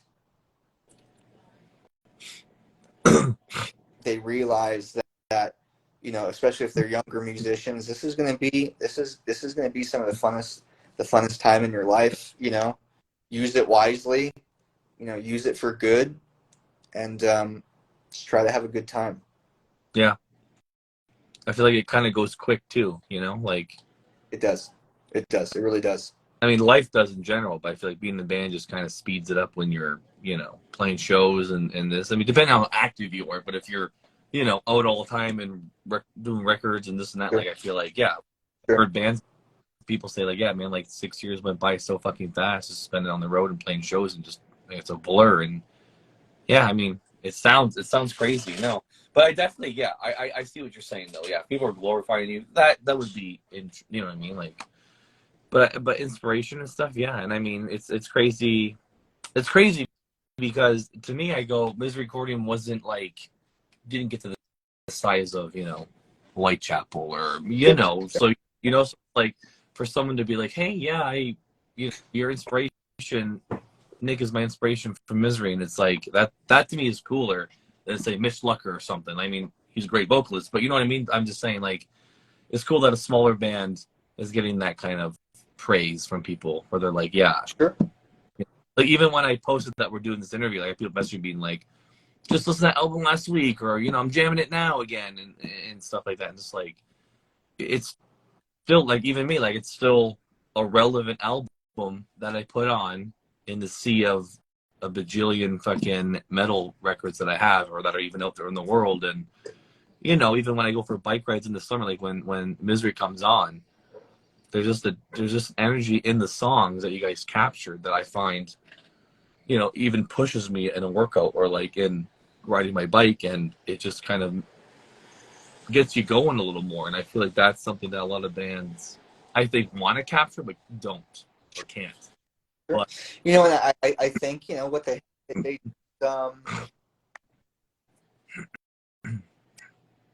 not something to go look for, it's something to discover. You know what I mean? Right. Obviously there is some intention when you're writing music, but there's a lot of things that you capture that you didn't think you were going to, and again, the fact that it resonated with people, I mean, that's just it's great. Yeah, no, that's awesome. So the next thing I got written down is about what your thoughts are on people spending stupid money on your CDs and stuff. Sure. We touched on that. That it is what it is now, right? And there's people are crazy. Well, yeah. Did you want to touch any more on that, or is that kind of? Well, I mean, like, what does it make you feel like when someone said, like, when I say, "Oh, I spent $150 on one of your hoodies," like, does that make you go, "That's fucking wild"? Like, is that like, do you? I mean, it blows my mind. You think I'm a fucking mental case for? No, and it's not that. It's not that either. You know what I mean? Look, spend your money how you want to spend. Yeah. Obviously, we're gonna piss on the person, if they're forking over their hard-earned money, or I did. But my thing is that Hardcore's supposed to be accessible. Yeah. And I didn't make money on it then, right? And so, and it's not like I don't want someone to come up because I didn't. It's just, it's for everybody. Like, you know, fucking, I don't know what the fucking terms are now. Burn the CD, pass the fucking files along, fucking, I don't know, steal the shit. What fucking have you? You know, I mean, for me, it's like I made music for people because I wanted them to have something. Right. You know, you know, the fact that they had to, you know, fork over $100, $200, $300 for it, it was, and I don't want any of that money. What I want is I want people to have it. Right. And that's like another reason why, like, as much as I am a big collector and I don't mind dropping money on, like, you know, crazy stuff, like, you know, like I have a physical of the Impending Doom demo, like that cost me like $120, but I go, it's such a good record, and when am I ever going to find it again? You know what I mean? Like, as a collector. But at the same time, the reason I started this label was because there's so many collectors out there that are like, I don't want to drop, you know, $400 on a Masochist CD, and I don't want to drop, you know, $150, $200 on a Misery CD. So it's like, I'm trying to do multiple things where it's like, I want to archive this stuff. I want to have the collectors get CDs of physicals of bands that never did CDs because they love them, and the band was just so small, but they have like a cult following now, and they didn't have any CDs, so it's like, let's do it. And on top of it, yeah, I've done a few releases where like Underneath the Gun, and then I did a very old EP for Winds of Plague, and both those fetch hundreds of dollars, but they bought it off me for $15, the repress, and that makes me feel good because I go, there's kids that want it and they can't afford it, but they love collecting physical media, you know, and that's where I go. And I see people posting saying, you know, oh, I really wish I could get this band stuff, but I can't afford it. And I'm like, it bums me out. Like, okay, I can afford buying expensive things, but like everyone can't. And I go, what? Why? Because of money, they can't enjoy something that they love. You see the prices of the shit I'm slinging now for collating? I mean, it actually physically makes me fucking sick. Yeah, that's all. It's simply, you know, fucking trying to turn somewhat of a profit margin, you know, return, so that, you know, we can do a few extra things. You know what I mean? You know, have money to buy fucking, you know, the envelopes and shit again in that little box there. You know what I mean? Like, but as far as, you know, capitalizing, like it makes me sick. And oh yeah, this one's from Tune. We're actually, collating's actually releasing our shit on the 11th, so in a couple of days from now. As far as Misery goes, I don't know what is on Spotify, and I don't know. I mean, look, I'm not technologically sound, so look, if someone wants to put it up there, fucking get it out. I think it's a very finicky thing with Spotify, because there's people that ask me, like, oh, Ryan, put all your release on Spotify, but Spotify pays money, right? So I paid for streams of all these bands that aren't mine. So that's why I go, if the band wants to do it, that's all them. But I don't personally want to do it because I don't want to be getting paid, and then it's just, you know, the middleman headache, right? Like, they're go, okay, come on, $8 a month. Yeah, like, so, and then the fact that 12 Gauge owns the EP, then I go, you know, that's another thing that you and Jihad would have to talk about too, right? Because obviously, if he owns it, he would want some of the money, but Spotify also doesn't give dick all, so it's like.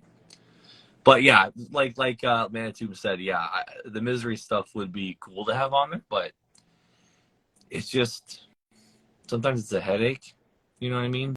But the collating stuff would be cool to have on like streaming stuff and Bandcamp and all that. But yeah, that's I guess so. What that was, we talked about the prices of stuff, and yeah. So you don't want to make money. Like, even now, you don't want to make money on Misery stuff, but you want to try and find a fine line of like not making money off it, but getting it into the people's hands kind of thing. Is that kind of like the... Yeah, yeah, you know what I mean? But like, just the amount of money had to be forked over, like how much the units are per unit, like the fact, like collating's t-shirts are before tacking on anything are 25 a pop. It's fucking ridiculous. Yeah. Yeah. Well, did you guys do a limited run though? Like, how many CDs did you do for collating? I think we did about 60, 65, and then we did like 100. I think we did like 100 shirts. Okay. And is it, like, I don't have it yet, but it's in a DVD case with DVD size art, and then is it a Glassmaster CD? Yeah. It's wrapped. Yeah, so it's in a DVD case. Hold on, give me a second. Very discordance axis of you. You know what's funny is that you say that, and they're one of my favorite bands. Fucking Dave Witt, that drummer's a fucking nut. Yeah. Burnt by the Sun is so good. But yeah, if there's any discordance axis, similarities, completely fucking by accident. But hey, now I'll just start telling people, yeah, I did it because of discordance access. So yeah, DVD case. Well, you got an insert in there too. Yeah, okay. We'll insert CD. It CD edition, or did you get a Glassmaster? A what? You know how, like, okay, so what's the back of the CD look like? Is it a bluish color or is it silver? That's what this is. Okay.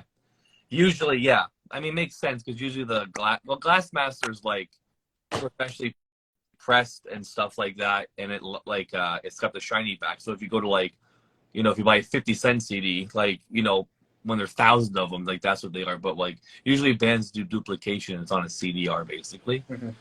And that's what I do with my label because I only do small run stuff, right? So usually minimums for Glass is, some places do 300, but usually 500. I'm like, there's no way I'm selling 500 CDs of like a little deathcore band. You know what I mean? So, but that's what I was asking to see, because usually it's a significant price difference.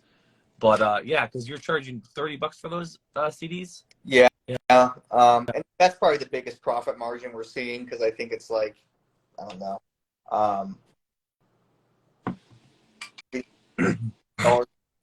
so we are turning a significant profit on that. Yeah.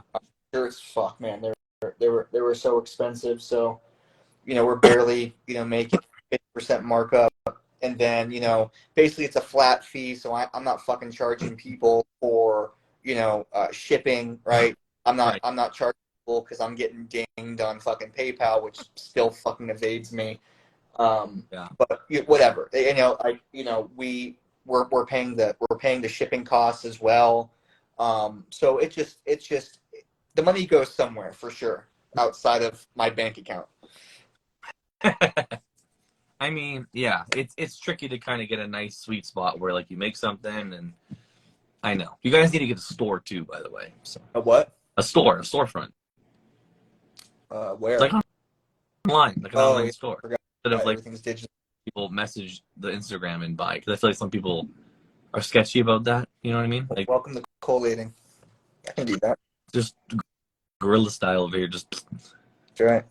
But so I guess the last what I want to touch on is collating, which we've been hinting at it for a bit here and referencing it. But okay, so when did that start, and what was kind of the thought process in getting, like you mentioned earlier, trying your vocals out and trying to get back into music, and what you were trying to achieve with collating? What kind of was everything that's going into it, and how did you find his name's Dave? Rob. Yeah. So boy, me and Rob actually had art class together in high school, and he was one of the first people that I met that wasn't from my immediate friend group in school, that listened to the same type of shit I did, and he had shit to show me, right? So he showed me, I believe the first CD he brought to me in class was Blood Has Been Shed, Novella of Uriel, which is one of the fucking heaviest things known to mankind. Oh, it's so good. Yeah, it's unfucking real. I wish they would do another record. Yeah, and That'd so it would be. As long as they can keep that raw sound. Yeah, I wouldn't want it to be overproduced. I mean, that's got some sound to it. You know what I mean? Yeah. So, you know, me and Rob, you know, we went to the same shows together, and you know, I ended up, you know, right, start my family, and he had moved to Tennessee, and one day he just looked me up on Instagram, you know, and he was lucky because I don't keep social media for very long. It makes me nervous. So he hit me up, and I was watching. I've always been, you know, a huge fan of him because he's an amazing musician, and he had like he like these vocal videos for his band at the time, his one man band called Genemic Dichotomy, and you know, he had videos of him fucking playing, you know, guitar. And I literally just, you know, he's just like, probably like, hey, bud. And then I messaged him and said, hey, you want to write some music? He was like, yep. And like from that fucking moment, like, I'm a psychopath. Awesome. I call this dude like fucking 10 times a day. And we've been doing that since July of 21. So that's how I got started, was pretty much him adding me saying, it's time for us to make some music together. And yeah, that's how it began. And, you know, we kind of put, you know, his thing was he wanted, you know, to allow me to have my expression of music. Right. But what I've always kind of like brought him back to, that this is a joint venture, and it's me making music with my friend. You know what I mean? I might be the front, I might be the vocals, I might be writing the lyrics. But you know, it's a collaborative effort. And he does a significant amount of the legwork because he is so fucking multi-talented. He has a band called Life of Leprosy. I mean, this guy just makes bands. It you know, or just random fucking songs that don't have. I mean, he's just a very, very creative person, and has a huge arsenal, right, of instruments that he plays. And so, but you know, he came into this, you know, saying, you know, I want you to be able to express yourself, right? Particularly because when we started talking about, you know, what was, that's, you know, we were talking about like what's been going on in our lives, right? And you know, not to say there hasn't been good, right? I got 2 kids, but it's been a lot of bad, and I was. Until I asked him, I was done making music. And I told him, based on the things I've been going through, I wanted it to be like my version of Jesu. I wanted it to be like something that encapsulated despair and hopelessness, and this feeling of, you know, never being able to get ahead, and not in an effort for, you know, me to, you know, be like, woe is me, but more of just like, right. I wanted people to feel what I was feeling, and so and I wanted to make sure this time around, as an adult, I wasn't stifling myself because I was afraid of what my peers would think. And I was, along the process, learning to be okay with how I sounded because of Rob's, for lack of a better term, faith in me. You know? Because he saw in me what, you know, a lot of what you've been talking about. Yeah. And I didn't believe it, but he did, and I you know, use that to be like, I trust you, bro. Like, let's, you know, let's see, you know. And it's been a lot of I told you could do it moments, you know, with Rob, like where he would tell me, you know, and, you know, not verbatim, but in one way or another. Right. So he's a good And I think the most important thing to me is, and I hate to be this jaded dude, right? I really do. I'm so sick and tired of music being gratuitous. I'm so sick and tired of people doing things for the sake of doing them. Mm-hmm. I'd rather listen to Boy Harsher every single fucking day as opposed to listening to most music I should, be involved with, right? Because of the type of music I do. Right. And I'm not sitting here saying, oh, look at me, look how real I am, fucking nerd. But I wanted some authenticity. And I guess who am I to fucking judge other people and their intentions when they make music? But I guess it's just a general feeling, and call it judgment, call it what you will. But I wanted to give people Misericordiam without giving them Misericordiam music, without me being impulsive like I was. I wanted to be very intentional with what I was doing, and understanding that each and everything that we're contributing together is going to go into perpetuity. And so I wanted to make sure this time around that not only was it like what I wanted to hear, right? And not to say that Misericordiam wasn't, but what I wanted to hear, and I wanted to make sure that I wasn't bullshitting anybody, right? Now we're not talking about fucking politics anymore. Yeah. Now we're not talking about fucking you made me fucking cry once, right? Now it's, I don't see my fucking kids every day, right? It's now I got to go to work like the fucking rest of everybody else. It's more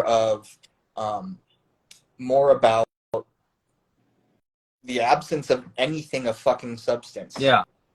And trying to, and literally trying to survive, that will to survive regardless of how you feel. But at no point in time, in collating, are you going to feel like there's hope, right?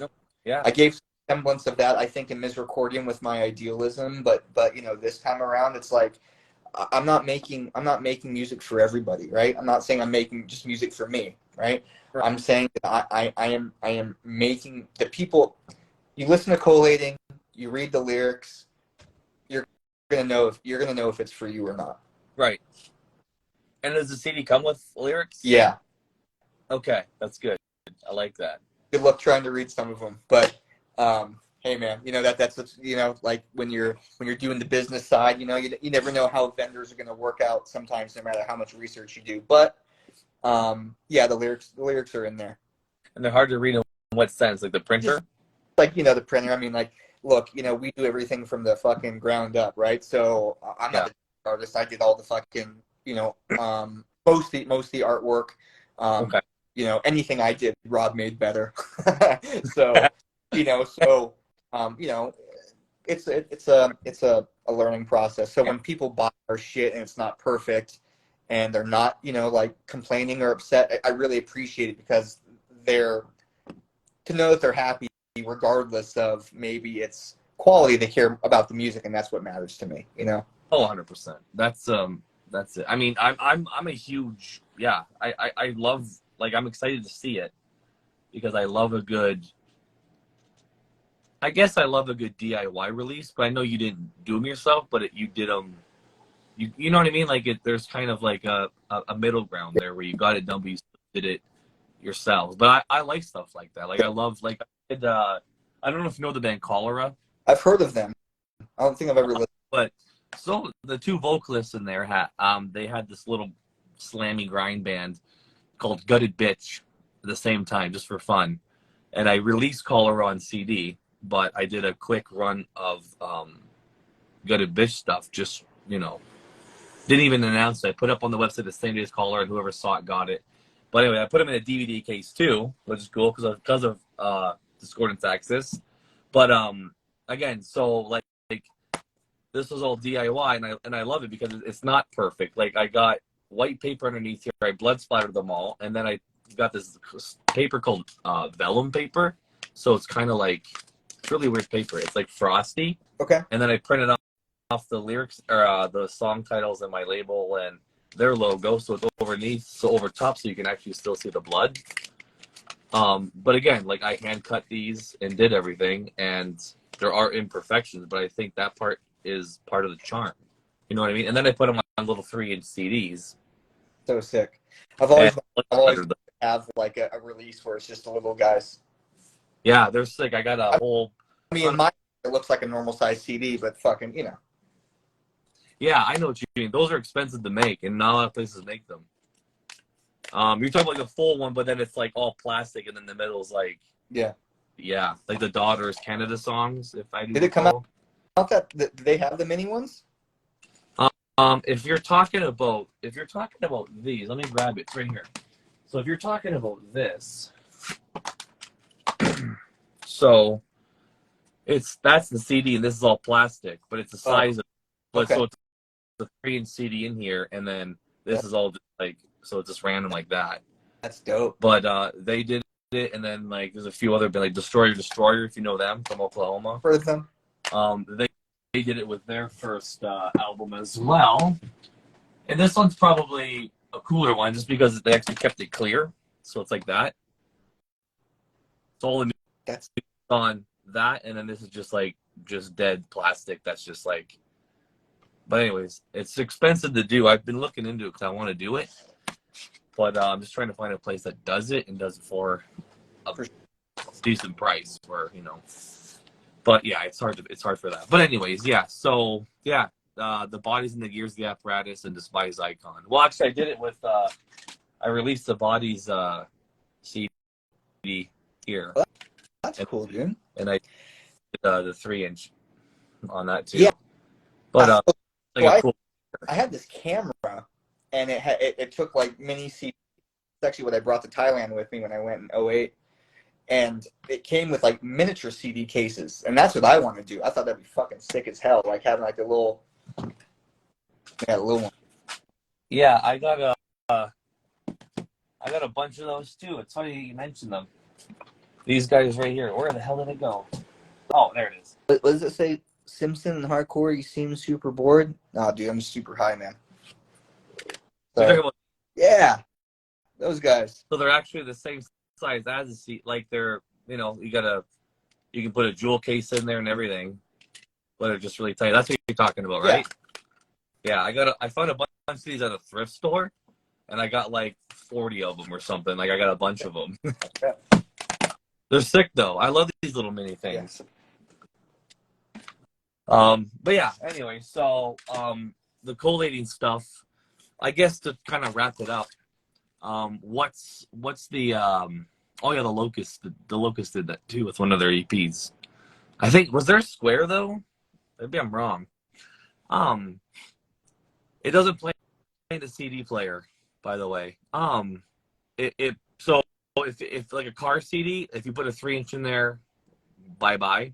But if you have an external like this, because most laptops don't have hard drives anymore where you can burn CDs, but if you have like external, like anything that kind of loads, it pops up and has that little nipple thing that you pop the CD in, like anything like that, the 3 CDs will work. But yeah, if you put in a car, anything that's like front loader, then it's gonna eat it up. That's the downfall of them, but they look cool as hell. Sure. But anyways, yeah, so cool. I want to touch on that. So you kind of explained how it started and this and that. So plug in everything about collating. Like you guys have an EP out in a shirt, and like let her rip. This is your time to shine, Nick. For sure. So we have our first CD coming out via all digital platforms on the 11th. So in a couple of days. Is that music different than what's on the DVD case? It's the same thing. Oh, yeah. So, all the people who don't have CD players and myself, you can go ahead and listen to it digitally. Yeah. But I know that some people like, an actual physical product. So, okay, cool. Yeah. Keep the memento. Or listen to it if you can. Yeah, we have some shirts. We have some shirts.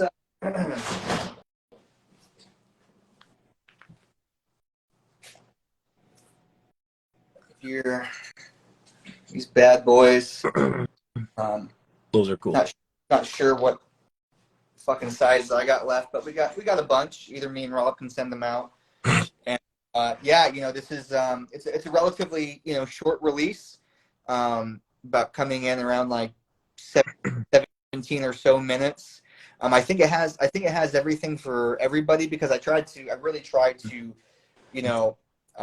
not for the sake of doing so, but pretty much get as much of my influences in there as possible, and also try a couple different things, but in good taste. And look, I mean, we're already back to work on the second album, so we took some time to wait for these to get pressed. We've been selling them. Rob got a new guitar, so we're going to use the new guitar, update the DAW. I'm going to go ahead and get a nicer microphone, maybe set up like a booth, as opposed to using my futon mattress and a Mickey Mouse blanket. And yeah, so we're really excited about it. Obviously, worked quite a bit on it, and I never saw the end in sight. I didn't think it was gonna. I didn't think it was gonna come out for much longer. But we got it out right when we wanted it to. And so, I'm pretty stoked to, see we've already gotten great responses, and I'm stoked to the responses, once it goes digital. All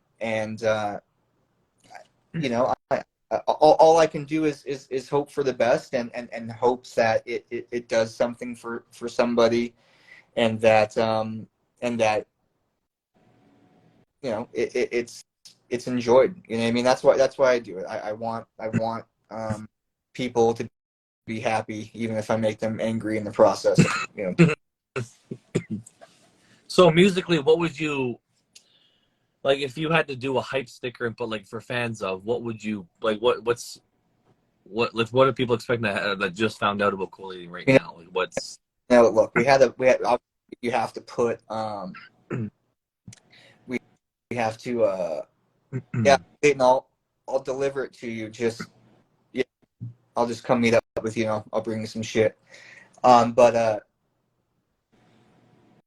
Jesus Christ, fucking Clayton and all his questions. What were you asking again? Okay, so if people are finding out, like right now, people are going, "Oh, cool, you have a new band." What would I categorize it as? Yeah, like what are they in store for? So so for Spotify, we had to pick one. We just went ahead and picked metal. Obviously, always gonna do hardcore as an umbrella term, because it encompasses so much. But I can tell you what it has elements of, right? Has elements of grind, has elements of death metal. It has doom elements. Then I decided to get the bright idea and embarrass myself and do a synthwave song. I mean, it's like the closest thing that you could kind of categorize it to. I'm a huge fan of noise, like straight just noise. And so we have like a noise track.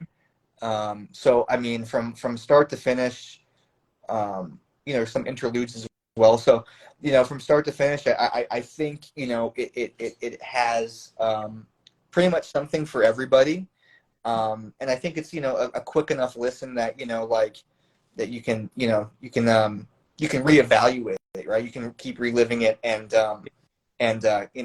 keep like discovering elements if you're a fucking psycho like me and likes to listen to nuance I mean, for me, I'll listen to a song because there's a fucking snare hit in a particular spot. You know what I mean? So I think it has something for everybody. I really hope people like it. I mean, I'm going to continue to make music regardless. It's really it served a purpose when I was younger. Now it's really helped me, and obviously I can't thank fucking Rob enough for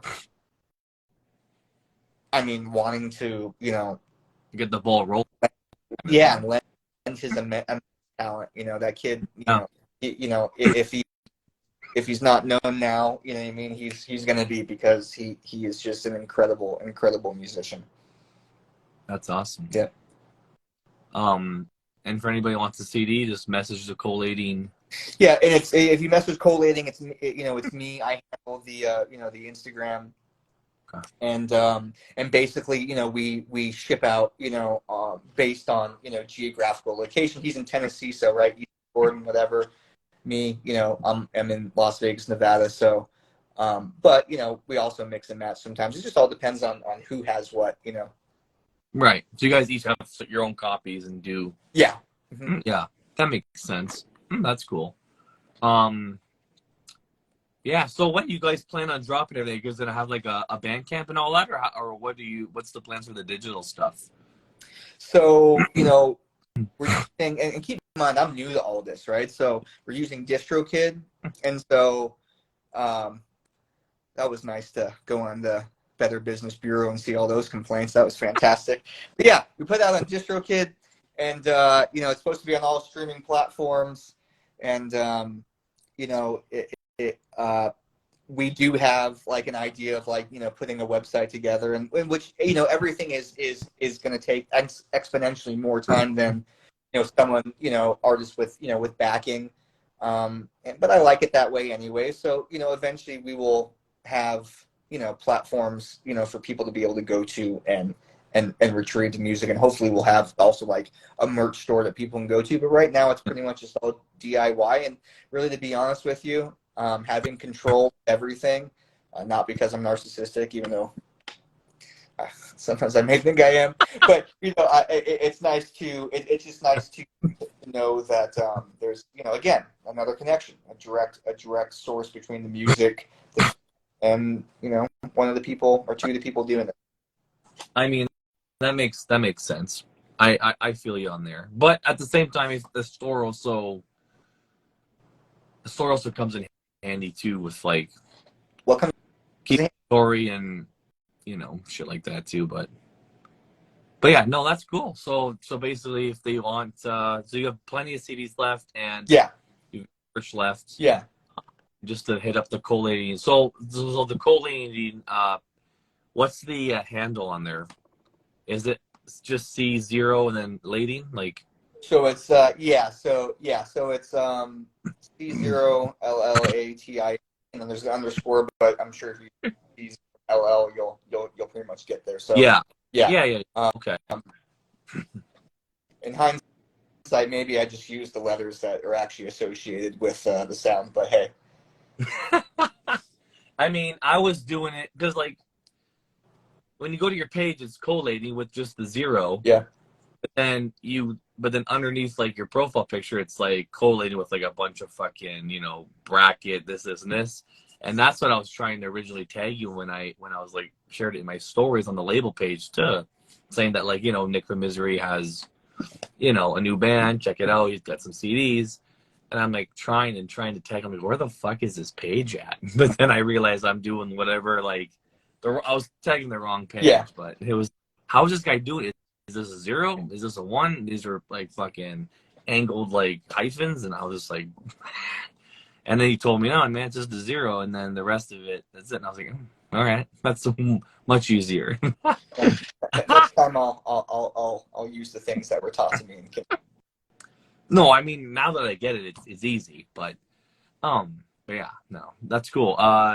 Clayton says I used this kit for implements. Works great.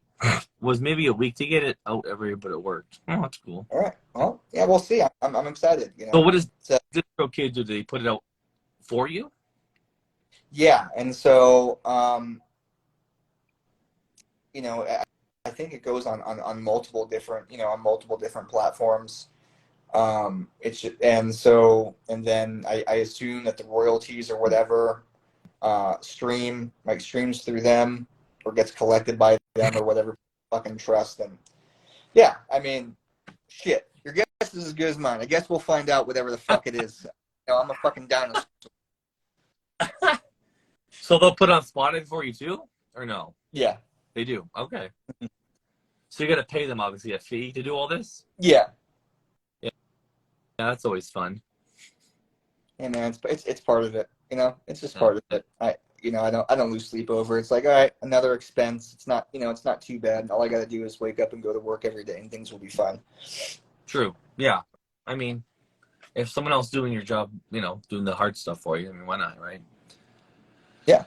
Well, I think that's everything. I hope some people buy some CDs. Did people buy some when I shared it? A lot of people seem to be excited. No, I really appreciate that shout out.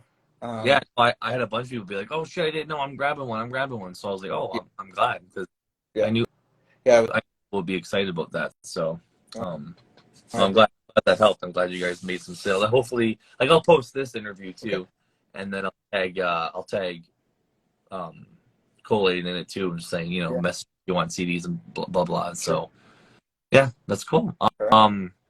Yeah, I had a good time. I hopefully nice to finally talk to you. Yeah, and you know, face to face now. Yeah.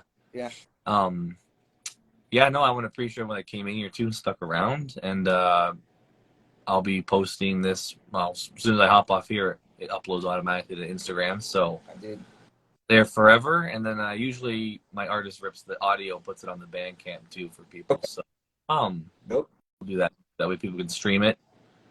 Give a little roar for the camera, Nick. Roar. Woo! That's the new leading single. Roar. All right. I appreciate your time. Thanks for having me. This went on 2 hours and 18 minutes so far. It was a long one. Jesus. But not my Well, my pleasure, man. Cool, man. Had a great. I appreciate it, and I mean, I'll talk to you soon, I'm sure. So cool, man. Dude. Thanks again. See you guys. Thank you.